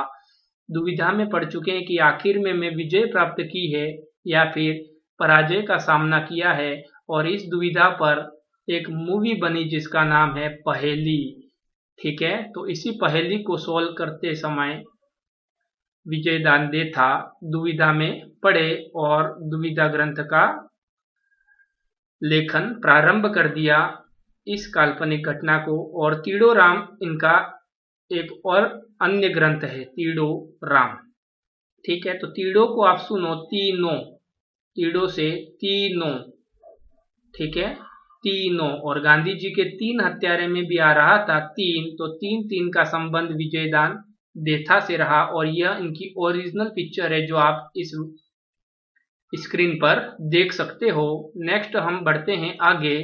अनागत का स्वागत, अनागत का स्वागत। और अनागत का मतलब होता है जो आने वाला नहीं था, आया नहीं है, और अचानक वह आ जाए तो उसका क्या हो जाता है? स्वागत। और हम भी जानते हैं कि उसी व्यक्ति का स्वागत होता है जिसमें क्या होते हैं? गुण होते हैं, जिसकी प्रकृति, जिसके विचार शुद्ध होते हैं। और ऐसा व्यक्ति क्या होता है? आचार्य होता है। क्या होता है? आचार्य, महाप्रज्ञ। और इससे पहले हमने देखा था कि यात्रा एक अकिंचन की, जिसमें वो व्यक्ति जो गरीब था, जो बेसहारा था, अंत में क्या बना? आचार्य बना था। तो वही आचार्य महाप्रज्ञ यहाँ पर फिर से है। तो इस तरह हम इन चीजों को रिवाइज करते हैं, दिमाग में लाते हैं, और आप इस मेथड से जब पढ़ेंगे तो आप देखेंगे कि आपके सामने वो चीज आती है और आपको तुरंत याद हो जाता है। नेक्स्ट हमारा ग्रंथ है वीर विनोद, श्यामल दास जिसके लेखक हैं। और श्यामल दास का जो उपनाम है उन्हें कहते हैं केसरी हिंद। क्या कहते हैं? केसरी हिंद। और इस ग्रंथ में महाराणा सज्जन सिंह का वर्णन मिलता है, मेवाड़ साम्राज्य का वर्णन मिलता है, और इन्हीं के काल में इस ग्रंथ को लिखा गया। तो वीर विनोद को कैसे याद करेंगे? तो वीर विनोद जो था वो कैसा था? वो वीर था, वो किसी का दास नहीं था, तभी तो इसके साथ लिखा हुआ है वीर। जो वीर होगा वो किसी का दास नहीं हो सकता, वो हिंद का रक्षक है। वो हिंद का रक्षक है, और वो व्यक्ति कैसा है, वो व्यक्ति सज्जन है, वो कैसा है, सज्जन है। तो बड़ा ही इंटरेस्टिंग वे में हम इसको भी याद कर चुके हैं। नेक्स्ट बढ़ते हैं हम। वंश भास्कर तथा वीर सतसई यह ग्रंथ लिखा था सूर्यमल्ल मिश्रण ने। कैसे याद करेंगे, वंश भास्कर में शब्द आ रहा है भास्कर, और भास्कर क्या है, सूर्य का पर्यायवाची है। किसका, सूर्य का। और सूर्य के समक्ष जाने वाला, सूर्य के नजदीक जाने वाला कोई व्यक्ति होगा तो वो वीर होगा, वो वीर होगा। और ऐसे वीर हमारे हनुमान जी थे। कौन थे, हनुमान जी। तो यहाँ पर भी भगवान का नाम साई आ रहा है। तो वंश भास्कर और वीर सतसई के लेखक कौन है, सूर्यमल मिश्रण। अब इनकी बची बातें देखते हैं। तो सूर्यमल मिश्रण नव जागरण के प्रथम कवि थे, नव जागरण के प्रथम कवि थे। ठीक है, तो ऐसा काम सूर्य ही कर सकता है। दुनिया को जागरण कराने का काम कौन करता है, जागृत करने का। जब सुबह होती है तो सूर्य निकलते हैं, सूर्य जब निकलते हैं तब लोग जागते हैं, जागरण का काम करते हैं। तो यह एक रसावतार है, अवतार है, इसलिए इन्हें राजस्थान का राज्य कवि कहा गया, सूर्यमल मिश्रण को। और जब सूर्य की पहली पहली किरणें पृथ्वी पर लौटती हैं तो वह बूंदा बांदी सी प्रतीत होती है। तो सूर्यमल मिश्रण का जन्म कहाँ होता है, बूंदी में। और इन्होंने वंश भास्कर की जो रचना है वो महाराव रामसिंह के कहने पर की थी, जो बूंदी राज्य का वर्णन करती है। वंश भास्कर जो ग्रंथ है उसमें बूंदी राज्य का वर्णन मिलता है। और वंश भास्कर को पूरा करने वाला जो व्यक्ति था वो था मुरारी दान। कौन था, मुरारी दान। तो सूर्य के बाद, भगवान सूर्य के बाद फिर से मैंने कहा था राजस्थान के जो ऐतिहासिक ग्रंथ है उसमें भगवान का बड़ा रोल है। तो यहाँ इस ग्रंथ को पूरा भी करता है मुरारी, मुरारी। ठीक है, नेक्स्ट जो हमारा ग्रंथ है वो है बिहारी सतसई। और यह ग्रंथ बिहारी जी ने ही लिखा था। और बिहारी जी को इंग्लिश जो लेखक हैं शेक्सपियर, इनके साथ तुलना की जाती है बिहारी जी की। यह बड़े ही प्रसिद्ध हिंदी कवि रहे हैं। इन बड़े बड़े व्यक्तित्व के बारे में, इनके जीवन के बारे में हम एक वीडियो बनाएंगे जो आपके समक्ष इसी तरह प्रस्तुत किए जाएंगे। तब तक के लिए हम इस वीडियो को पूरा करते हैं। पद्मावत, पद्मावत जो ग्रंथ है वो मलिक मोहम्मद जायसी के द्वारा लिखा गया, मलिक मोहम्मद जायसी। यह चित्तौड़ के इतिहास को बताता है। पद्मावती जो थी वो चित्तौड़ की रानी थी, और अलाउद्दीन ने जब इनको प्राप्त करने के लिए युद्ध किया, आक्रमण किया, तो इसी की यह काल्पनिक घटना मलिक मोहम्मद जायसी ने 1540 में लिखकर इस ग्रंथ को, चित्तौड़ के इतिहास को समर्पित किया, जो सरासर झूठा ग्रंथ प्रतीत होता है, काल्पनिक ग्रंथ प्रतीत होता है। तो यह तो आप बार बार चित्तौड़ के इतिहास में दोहराएंगे तो डायरेक्ट यह याद हो जाता है। या फिर आप कह सकते हैं कि पद्मावत जो ग्रंथ है, ठीक है, पद्मावत, यह ग्रंथ किसी मालिक के घर की जागीरी नहीं है जो इस पर आप मूवी बना दोगे और राजस्थान के इतिहास को झूठा साबित कर दोगे। और ऐसा ही एक बार राजस्थान के इतिहास को चोट पहुंचाने वाली घटना हो चुकी है। तो राजस्थान के निवासियों से मेरा निवेदन है, अपने इतिहास को बचाए रखें, अपने इतिहास को बचाए रखें। नेक्स्ट जो हमारा ग्रंथ है वो है ढोला मारूरी चौपाई, ढोला मारूरी चौपाई। यह व्यक्ति यहाँ पर देखो ढोल मार रहा है, ढोल को मार रहा है, और इसी को ढोल को मारते मारते ऐसा प्रतीत हुआ कि ढोल को मारने से तो मनी मिलता है। क्या मिलता है, मनी। और मनी मिलता है तो उसे लगा यह तो बड़ा अच्छा लाभ है, यह तो बड़ा अच्छा व्यवसाय साबित हो सकता है। तो ढोल को मारते मारते अब उसने इसको एडवांसमेंट दिया। अब ढोल मारते मारते वो चौपाइयाँ भी गाने लगा और इसको वास्तव में बड़ा लाभ होने लगा तो ढोला मारू की चौपाई कुशल लाभ द्वारा लिखा गया ग्रंथ है। नेक्स्ट जो हमारा ग्रंथ है वो है ढोला मारूरा दुहा। ढोला मारूरा दुहा यह कवि कल्लोह का ग्रंथ है। इसमें भी नाम आ रहा है ढोला मारू। ठीक है, अब इस ग्रंथ को चौपाइया गाते जब बहुत बार उपयोग किया गया तो यह क्या पड़ गया? काला। क्या पड़ गया? काला। और काला से क्या शब्द है यहाँ पर? कल्लोह। और यह प्रेम कथा पर आधारित ग्रंथ है। तो ढोला मारूरा दुहा ग्रंथ कवि कल्लोह के द्वारा लिखा गया। नेक्स्ट जो हमारा ग्रंथ है वो है जयसिंह कारिका। और जयसिंह जो राजपूताने के कछवा वंश से संबंधित शासक रहे, जयपुर साम्राज्य के शासक रहे और उनका लगभग काम ज्योतिष से संबंधित रहा। तो यह एक ज्योतिष ग्रंथ है और जयसिंह से सवाई जयसिंह द्वारा यह लिखा गया। तो यह तो बड़ा आसान था। नेक्स्ट हम आगे बढ़ते हैं और देखते हैं कि रुक्मणी हरण यह इमेज जो है वो गलत ग्रंथ के साथ लग चुकी है। आप इस पे गौर ना करें। तो रुक्मणी हरण जो है वो विठल दास के द्वारा लिखा गया। तो हरण का मतलब होता है किडनैप करना, उठा के ले जाना। तो रुक्मणी का हरण किसने किया? दल ने किया। वी नाम का दल जो बड़ा ही कुख्यात दल था, उसने क्या कर दिया? उस दल के लोगों ने रुक्मणी का हरण कर दिया और यह बड़ी ही खराब घटना है। ऐसा होने ना दे अपनी आंखों के सामने। और इसके पश्चात जो ग्रंथ है हमारा वो है सुरजन चरित्र। इसके लेखक है कवि चंद्रशेखर। और सुरजन चरित्र को आप देखो तो सुरजन चरित्र का नाम हम बिगाड़ते हैं तो सज्जन चरित्र। कैसा चरित्र है? सज्जन है, उच्च कोटि का चरित्र है। ऐसा चरित्र बना कैसे? तो नाम में है शेखर शक्कर। और शक्कर खाने से आती है मिठास और शक्कर से ही बनती है बूंदी। कैसे बनती है? मीठी बूंदी। और सुरजन हाड़ा जो बूंदी के इतिहास से संबंधित शासक रहे हैं। तो सज्जन चरित्र कैसे बना? शक्कर खा के बना। तो जिस नाम में शेखर आएगा, कवि चंद्रशेखर इस ग्रंथ के लेखक है वो। नेक्स्ट हम बढ़ते हैं और वो ग्रंथ है राजरूपक। तो राजरूपक ग्रंथ के लेखक है कवि भाण, वीर कवि भाण। ठीक है, तो इस नाम को देखो, वीर है। कवि कैसा है? वीर है।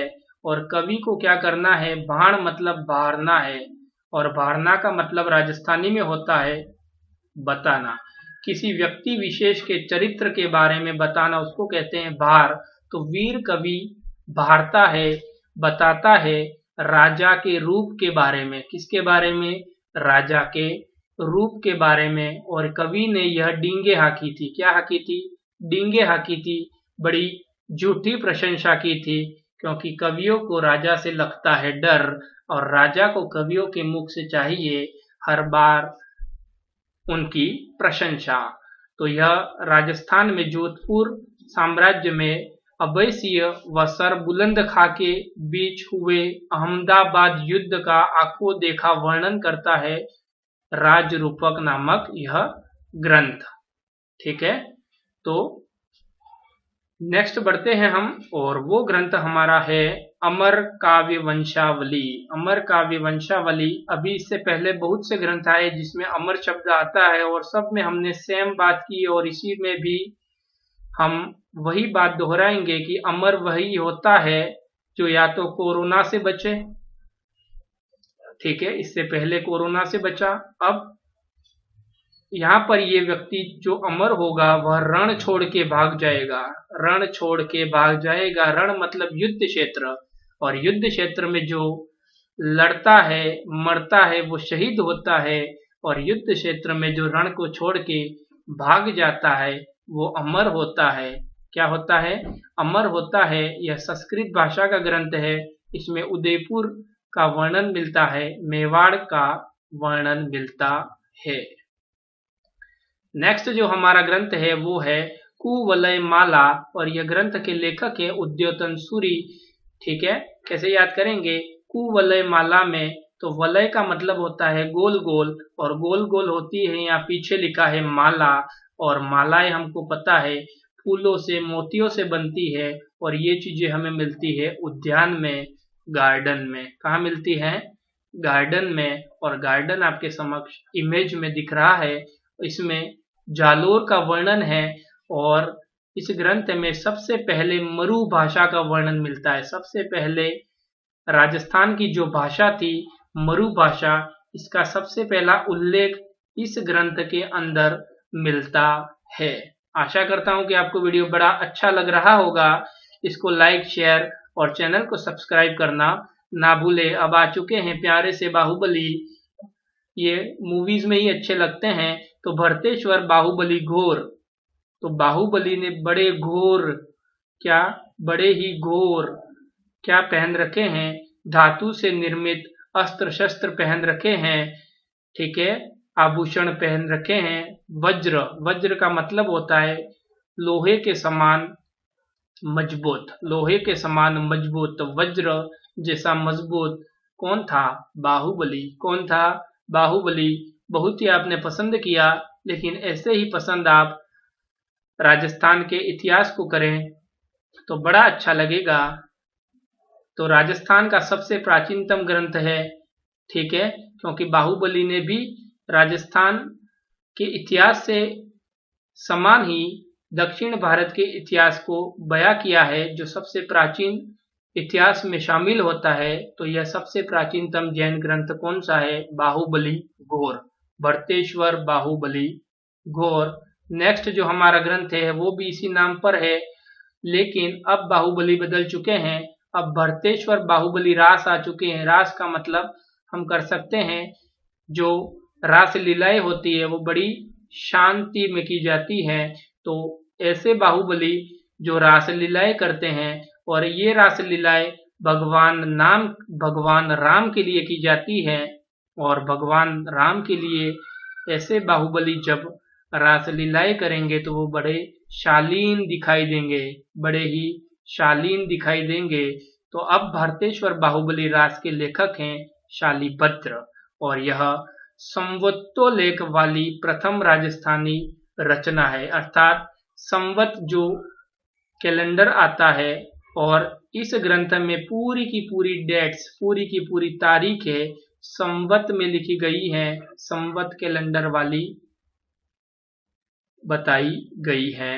नेक्स्ट हमारा जो ग्रंथ है वो है रावजेत्सी रो छंद। रावजेत्सी रो छंद है, रावजेत्सी रो छंद है दोस्तों, और इस ग्रंथ के लेखक हैं बिट्ठू सुजा। और रावजेत सिंह जो थे वो बीकानेर के शासक थे, लेकिन अब इसको याद करने के लिए हम इसको फनी वे में ट्रांसलेट करेंगे। रावजेत्सी को हम पढ़ेंगे खेतसी, खेतसी। ठीक है, तो बिट्ठू जो है वो खेतसी आ गया है, तो उसकी प्यारी माँ क्या कहती है? बिट्ठू सूजा, बिट्ठू सूजा अर्थात सो जा। तो बड़ा थक गया होगा, खेत से आ रहा है। तो बिट्ठू तो अब सोच के सो गया, लेकिन अब इसको इरेज करते हैं, हम आगे बढ़ते हैं। अचलदास खींचीरी वचनिका, इस ग्रंथ के लेखक है शिवदास गाडण, और यह राजस्थान की सर्वश्रेष्ठ वचनिका में से एक है और सबसे महत्वपूर्ण है। और इसकी रचना गागरोन दुर्ग में की गई। कहाँ की गई? गागरोन दुर्ग में। कैसे याद करेंगे? तो अचल का मतलब होता है पर्वत, और पर्वत भी गहरा गहरा नहीं, ठीक है, किलिमांजरो वाला। कौन सा पर्वत? किलिमांजरो, या फिर हिमालय पर्वत। और हिमालय पर्वत की सबसे शिखर पर अगर कोई शेर बैठ सकता है, कोई वीर बैठ सकता है, तो वो हमारा प्यारा और सबका दुलारा भगवान शिव हो सकता है, भगवान शिव हो सकता है। तो अचल को देखते ही आपको क्या याद होना चाहिए? तो अचल जो पर्यायवाची है वो पर्वत का है। और गार्डन के नाम से आप इसको जब प्रैक्टिस करेंगे तो आपको ऐसे बार बार दोहराना है, मजाक मस्ती करनी है इन चीजों के साथ। तो गा से गागरोन दुर्ग में इसको रचा गया, नेक्स्ट जो हमारा ग्रंथ है वो है कान्हड़ दे प्रबंध और इस ग्रंथ के लेखक है पद्मनाभ। तो कान्हड़ दे में आ रहा है कान, पद्मनाभ में पद और पद का मतलब होता है पैर। तो कान और पैर का यह कॉम्बिनेशन हमें इस ग्रंथ और लेखक को याद करवा देता है। और कान्हड़ देव जो थे उनसे अलाउद्दीन ने आक्रमण कर दिया था और इसी आक्रमण में जब अलाउद्दीन की जालोर विजय हुई तो इसका वर्णन इस ग्रंथ में मिलता है। तो इसको इस तरह याद कर सकते हैं। नेक्स्ट हम बढ़ते हैं, वो ग्रंथ है हमारा गूंजते दौर की गूंजती घंटिया। घंटिया नाम आते ही घंटी दिमाग में आनी चाहिए और इसके लेखक है शिनकाफ निजाम। तो यहाँ पर देखो ये शिन मतलब सीन, यह बड़ा अच्छा सीन प्रतीत हो रहा है। क्यों? क्योंकि यहाँ पर ये जो घंटा का गोल लट्टू लगा हुआ है, यह इसका रिप्लेसमेंट अब किसके साथ कर दिया? कप के साथ, चाय पीने वाले कप के साथ।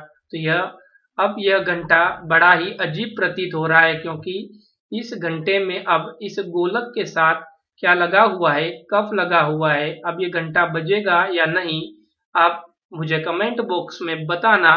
लेकिन यह सीन बड़ा अच्छा लग रहा है और यह जोधपुर के निवासी थे शिनकाफ निजाम। नेक्स्ट जो हमारा ग्रंथ है दी अर्ली चौहान डायनेस्टीज, इस ग्रंथ को हम दी से याद कर लेंगे, THE। अंग्रेजी में THE को दी भी बोलते हैं तो द भी बोलते हैं। जब दी THE के पश्चात व्यंजन आते हैं तो द और स्वर आता है तो वही THE स्वर बन जाता है और दी नाम से उच्चारित होता है। लेकिन हमें अंग्रेजी नहीं पढ़नी है, यहाँ पर लिखा है दी या द और यहाँ पर लेखक का नाम भी स्टार्ट हो रहा है द से। तो दी अर्ली चौहान डायनेस्टीज के लेखक हैं डॉक्टर दशरथ शर्मा। नेक्स्ट जो हमारा ग्रंथ है वो है भगवानों के नाम से स्टार्ट होने वाला राम रासा। और इस ग्रंथ के लेखक मैंने पहले ही बोल दिया था कि राजस्थान साहित्य के सभी ग्रंथ लगभग भगवान के नाम से स्टार्ट होते हैं और उनके लेखक भी 99% भगवान के नाम वाले ही हैं। तो राम रासा ग्रंथ के लेखक श्री कृष्ण हैं।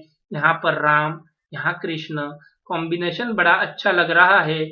और जयपुर के सवाई जयसिंह के ये राज कवि थे। कला निधि कौन थे? सवाई जयसिंह के राज कवि। नेक्स्ट जो हमारा ग्रंथ है वो है आर्ष रामायण और इसके लेखक हैं साहिबुद्दीन और मनोहर। इसके लेखक हैं, यह राष्ट्रीय निधि घोषित चित्र ग्रंथ है।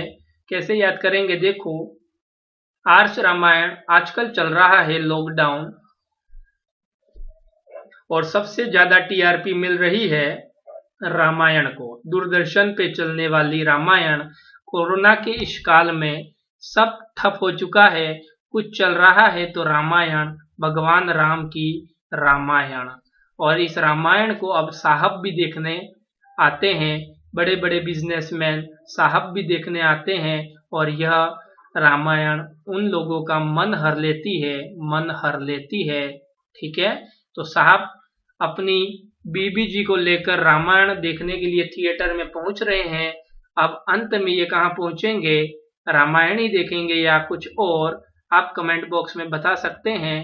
इससे पहले अब हम दूसरा ग्रंथ पढ़ते हैं। वो ग्रंथ है मुंडियारी ख्यात और इसके लेखक हमें मिले नहीं। और आपके पास इस ग्रंथ के लेखक लिखे हुए हों तो आप कमेंट बॉक्स में शेयर करें ताकि दूसरे लोग भी इसको जान सके। लेकिन म से मुंडियारी और म से मारवाड़ के राठौड़ों से संबंधित यह ग्रंथ है। बस इतनी ही जानकारी हमें मिली और आपको मैंने दी। अब जो ग्रंथ है सत्य के साथ मेरे प्रयोग, यह ग्रंथ राजस्थान साहित्य से संबंधित तो प्रतीत नहीं होता, लेकिन राजस्थान का इतिहास कोई भारत के इतिहास से अछूता नहीं है। और किताब में लिखा होने के कारण मैं आपको यह बता रहा हूँ कि सत्य के साथ मेरे प्रयोग महात्मा गांधी जी का ग्रंथ है और महात्मा गांधी का और सत्य का बड़ा अच्छा ताल्लुक रहा है। अहिंसा की नीति के पुजारी महात्मा गांधी भारत के राष्ट्रपिता गुजरात से संबंधित व्यक्तित्व रहे हैं और यह गांधी जी की आत्मकथा है। यह गांधी जी की आत्मकथा है। बड़ा ही अच्छा लगा मुझे इस ग्रंथ को पढ़ के। आपको कैसा लगा यह भी आप शेयर कर सकते हैं हमारे साथ। नेक्स्ट जो ग्रंथ है झांसी की रानी, यह ग्रंथ वृंदावन लाल वर्मा के द्वारा लिखा गया। कैसे याद करेंगे तो इसको देखो कि झांसी की रानी जो थी वो राजस्थान के इतिहास और भारत के इतिहास में बहुत ही प्रसिद्ध रही। राजस्थान के इतिहास में इस महिला के द्वारा, इस शूरवीर महिला के द्वारा सबको प्रभावित किया गया और इसको याद करने के लिए हम कह सकते हैं कि यह भी महाराणा प्रताप की तरह वन वन भटकी वृंदावन भटकी, तब जाके राजस्थान और भारत को स्वतंत्रता प्राप्त हुई। राजस्थान शब्द का उल्लेख आपको यह बताने के लिए बार बार किया जाता है कि हम यहाँ पर राजस्थान के इतिहास से संबंधित ग्रंथ पढ़ रहे हैं। अब जो ग्रंथ है वो है श्रृंगार हार। इसके लेखक हैं हम्मीर। और जब भी हम्मीर की बात आएगी, इससे पहले मैं बता चुका हूँ, हम्मीर को हम पढ़ेंगे हम मीरा। हम्मीर में मीरा शब्द है और मीरा श्रृंगार की जब बात आएगी तो किसके श्रृंगार की बात कर रहे हैं? मीरा के। और यहाँ पर श्रृंगार है वो रस है। और जिस रस से मीरा का क्या हुआ? मेल हुआ कृष्णा से और अंततः कृष्ण की भक्ति में, वह कृष्ण की प्रतिमा में विलीन हो चुकी थी, मेल हो चुका था। अर्थात मेल राग पद्धति का वर्णन भी श्रृंगार हार ग्रंथ में मिलता है। नेक्स्ट जो हमारा ग्रंथ है वो है मारवाड़ रा परगनारी विगत। तो मारवाड़ के प्रसिद्ध लेखक म से मारवाड़ म से मोहनोत नेणसी, यह भारत के इतिहास में भी प्रसिद्ध हैं क्योंकि इनका यह जो ग्रंथ है वो राजस्थान का गजेटियर के नाम से प्रसिद्ध है। गजेटियर का मतलब होता है एक क्षेत्र विशेष के बारे में, उसके आर्थिक स्थिति, भूगोल, इतिहास, संस्कृति, उसकी विभिन्न तरह के लक्षणों के बारे में जब एक ही किताब में जब लिख दिया जाता है उस क्षेत्र विशेष की घटनाओं को, तब वह ग्रंथ गजेटियर बन जाता है। क्या बन जाता है?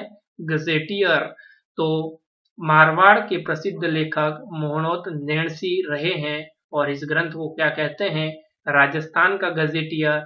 और इस ग्रंथ में सबसे पहले जनगणना के बारे में जानकारी मिलती है। जनगणना के बारे में जानकारी मिलती है। नेक्स्ट जो हमारा ग्रंथ है वो है नेणसी रिख्यात, और ये भी उनका ही ग्रंथ है। नेणसी, जिसका पूरा नाम मोहनोत नेणसी है, यह प्राचीनतम ख्यात है। इसकी भाषा राजस्थानी रही है क्योंकि ये राजस्थानी और मारवाड़ के लेखक रहे हैं। इनको राजपूताने का अबुल फजल कहा। मुंशी देवी प्रसाद ने राजस्थान के प्रसिद्ध व्यक्तियों के व्यक्तित्व, उनके उपनामों के बारे में एक अलग से वीडियो में शेयर करूंगा और आप उन्हें देखते ही देखते याद कर लोगे। तो राजस्थान का या राजपूताने का अबुल फजल किसे कहते हैं? मोहनोत नेणसी को। और यह उनको किसने कहा? मुंशी देवी प्रसाद ने। किसने? मुंशी देवी प्रसाद ने।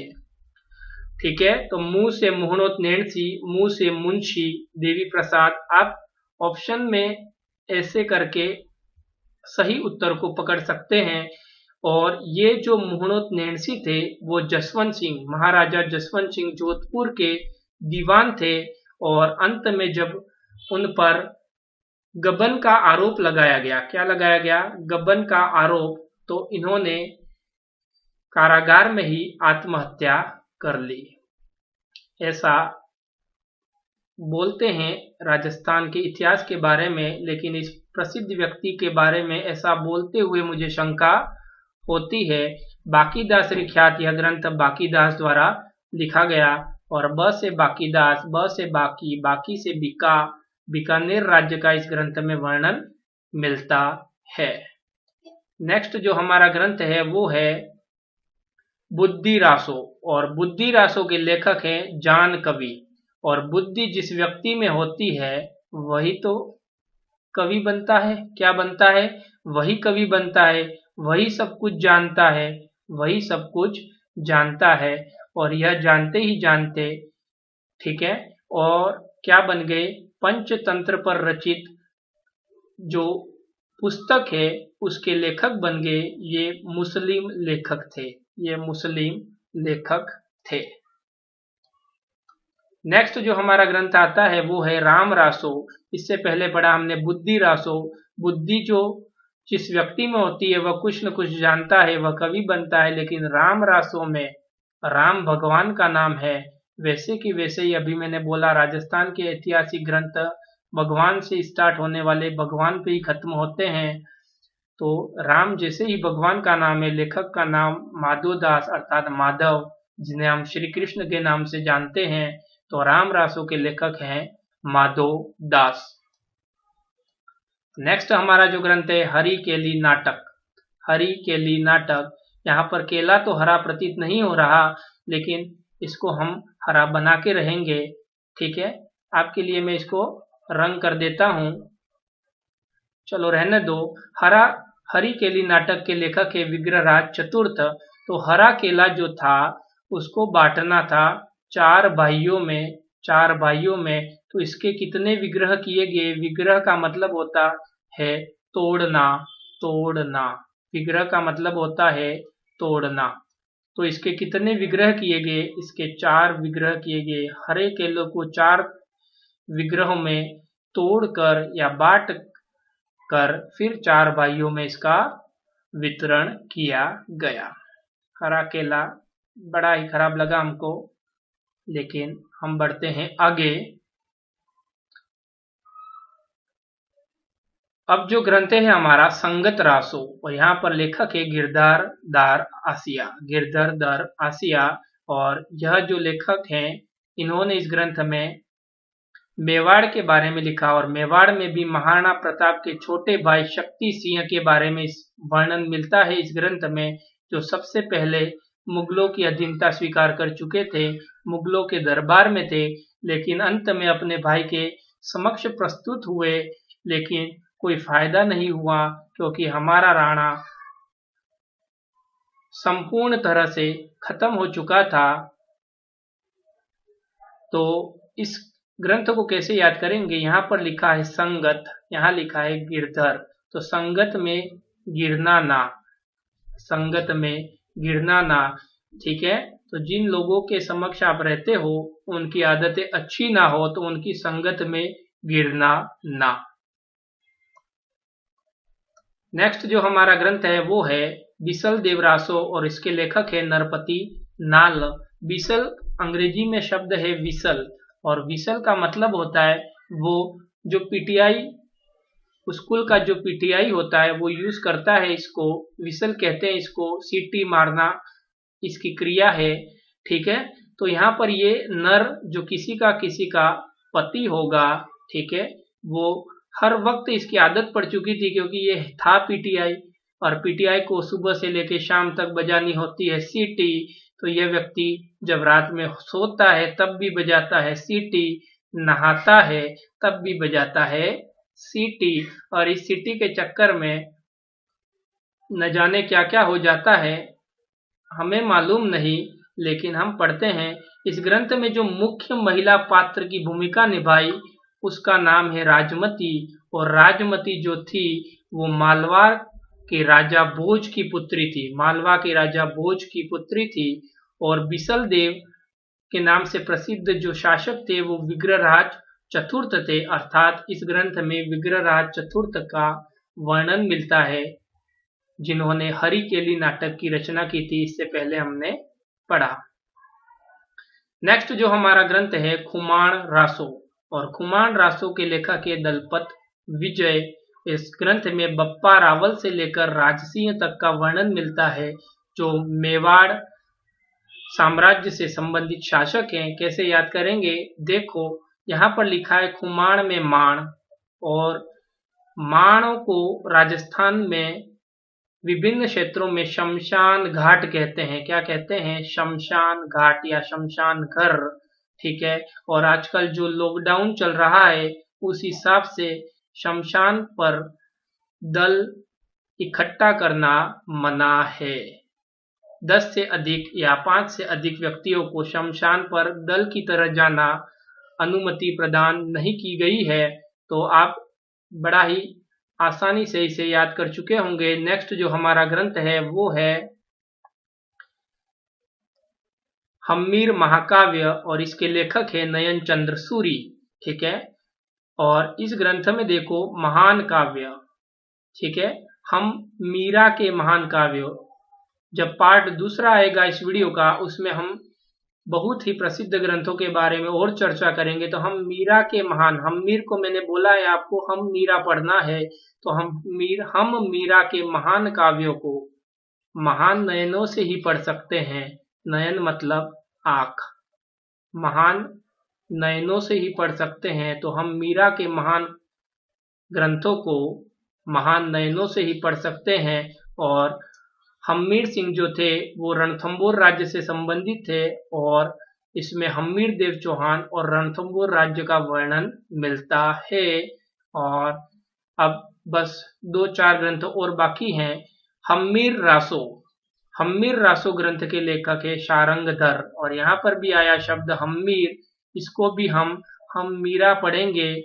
मेरे पढ़ाने का तरीका हर वक्त एक जैसा रहता है। कभी हम्मीर को हम मारना या हम मर गए ऐसा नहीं करेंगे। हर बार हम एक शब्द को पूरे इतिहास को पढ़ने के दौरान एक सा पढ़ेंगे। तो हम मीरा को, ठीक है, तो हम्मीर को हम मीरा, और हम मीरा के रंग में रंग गए। हम्मीर रासो का लेखक है शारंगधर, रंग से शारंगधर, या हम मीरा के रंग में धर गए या हमने मीरा का रंग धारण कर लिया। और इस ग्रंथ की जो बोली है वो है अहिरवाटी। कौन सी बोली में लिखा गया? अहिरवाटी। और अहिरवाटी जो है वो अलवर से संबंधित भाषा है या बोली है, भाषा नहीं कह सकते, छोटे क्षेत्र में बोली जाने वाली भाषा बोली कही जाती है, भाषा नहीं।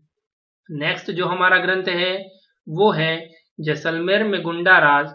यहाँ पे शब्द पकड़ो आप, गुंडा, ठीक है। और गुंडे लोग जब कुछ बड़ा काम करने वाले होते हैं तो मूवियों में जैसा दिखाया जाता है, मैं आपको बताता हूँ कि वे सागर के तट पर इकट्ठे होते हैं, मंडली बनाए हुए होते हैं। सागर मतलब समुद्र, और समुद्र के तट पर यह इकट्ठे हो जाते हैं गुंडे। और वैसे ही जैसलमेर राज्य का गुंडा राज सागर से सागरमल गोपा ने लिखा, जो बड़ा ही प्रसिद्ध व्यक्तित्व रहा, जिसको हम राजस्थान के प्रसिद्ध व्यक्तित्व वाली सीरीज के अंतर्गत ट्रिक, निमोनिक और स्टोरी के साथ पढ़ेंगे। तब तक के लिए यदि वीडियो अच्छा लग रहा हो तो इसे शेयर, लाइक और चैनल को सब्सक्राइब करना ना भूलें। पृथ्वीराज विजय इस ग्रंथ के लेखक इसके नाम में ही छुपे हैं। विजय में जय, पीछे जय, नाम एंड होता है जय से, लेखक के नाम की शुरुआत होती है जय से। तो पृथ्वीराज विजय के लेखक हैं जयानक। और ये कश्मीरी ब्राह्मण थे और ब्राह्मणों की प्रसिद्ध भाषा संस्कृत। और राजस्थान में ब्राह्मणों के लिए सबसे पवित्र स्थल जो था वो पुष्कर, और पुष्कर आता है मेरे दोस्तों अजमेर में। राजस्थान का मध्यवर्ती संभाग अजमेर, जिसको हम भूगोल के अंतर्गत पढ़ेंगे। नेक्स्ट जो हमारा ग्रंथ है वो है पृथ्वीराज रासो, और इस ग्रंथ के लेखक हैं चंदर बरदाई। यहाँ पर देखो पृथ्वी और यहाँ पर है चंद मतलब चांद। आजकल पृथ्वी का विनाश करने पे पृथ्वी के लोकवासी अपना योगदान दे रहे हैं। और फिलहाल चल रहा है लॉकडाउन, क्योंकि घर के बाहर घूम रहा है कोरोना। क्या, और सबको वो कह रहा है मेरे साथ मरो ना। क्या कह रहा है? मेरे साथ मरो ना। तो कृपया कर घर के अंदर ही रहें, क्योंकि दरवाजे पे ताक रहा है कोरोना। तो इसको देखो आप, यह पिंगल भाषा का ग्रंथ है। पिंगल जो राजस्थान के पूर्वी क्षेत्र की भाषा है, राजस्थान के पूर्वी क्षेत्र की भाषा को पिंगल कहा जाता है और राजस्थान के पश्चिमी क्षेत्र की भाषाओं को डिंगल नाम से जाना जाता है। तो पिंगल भाषा में यह हिंदी भाषा का प्रथम महाकाव्य है और इस ग्रंथ को चंदर बरदाई के जो दत्तक पुत्र थे जलहण, उन्होंने पूरा किया और चंदर बरदाई की एक बेटी भी थी जिनका नाम था राजबाई। क्या नाम था? राजबाई। यहां पर भी देखो राज शब्द आ रहा है। यह पृथ्वीराज चौहान तृतीय का मित्र था। कौन? चंदर बरदाई। और ये साथ ही साथ दरबारी कवि के रूप में भी प्रसिद्ध थे।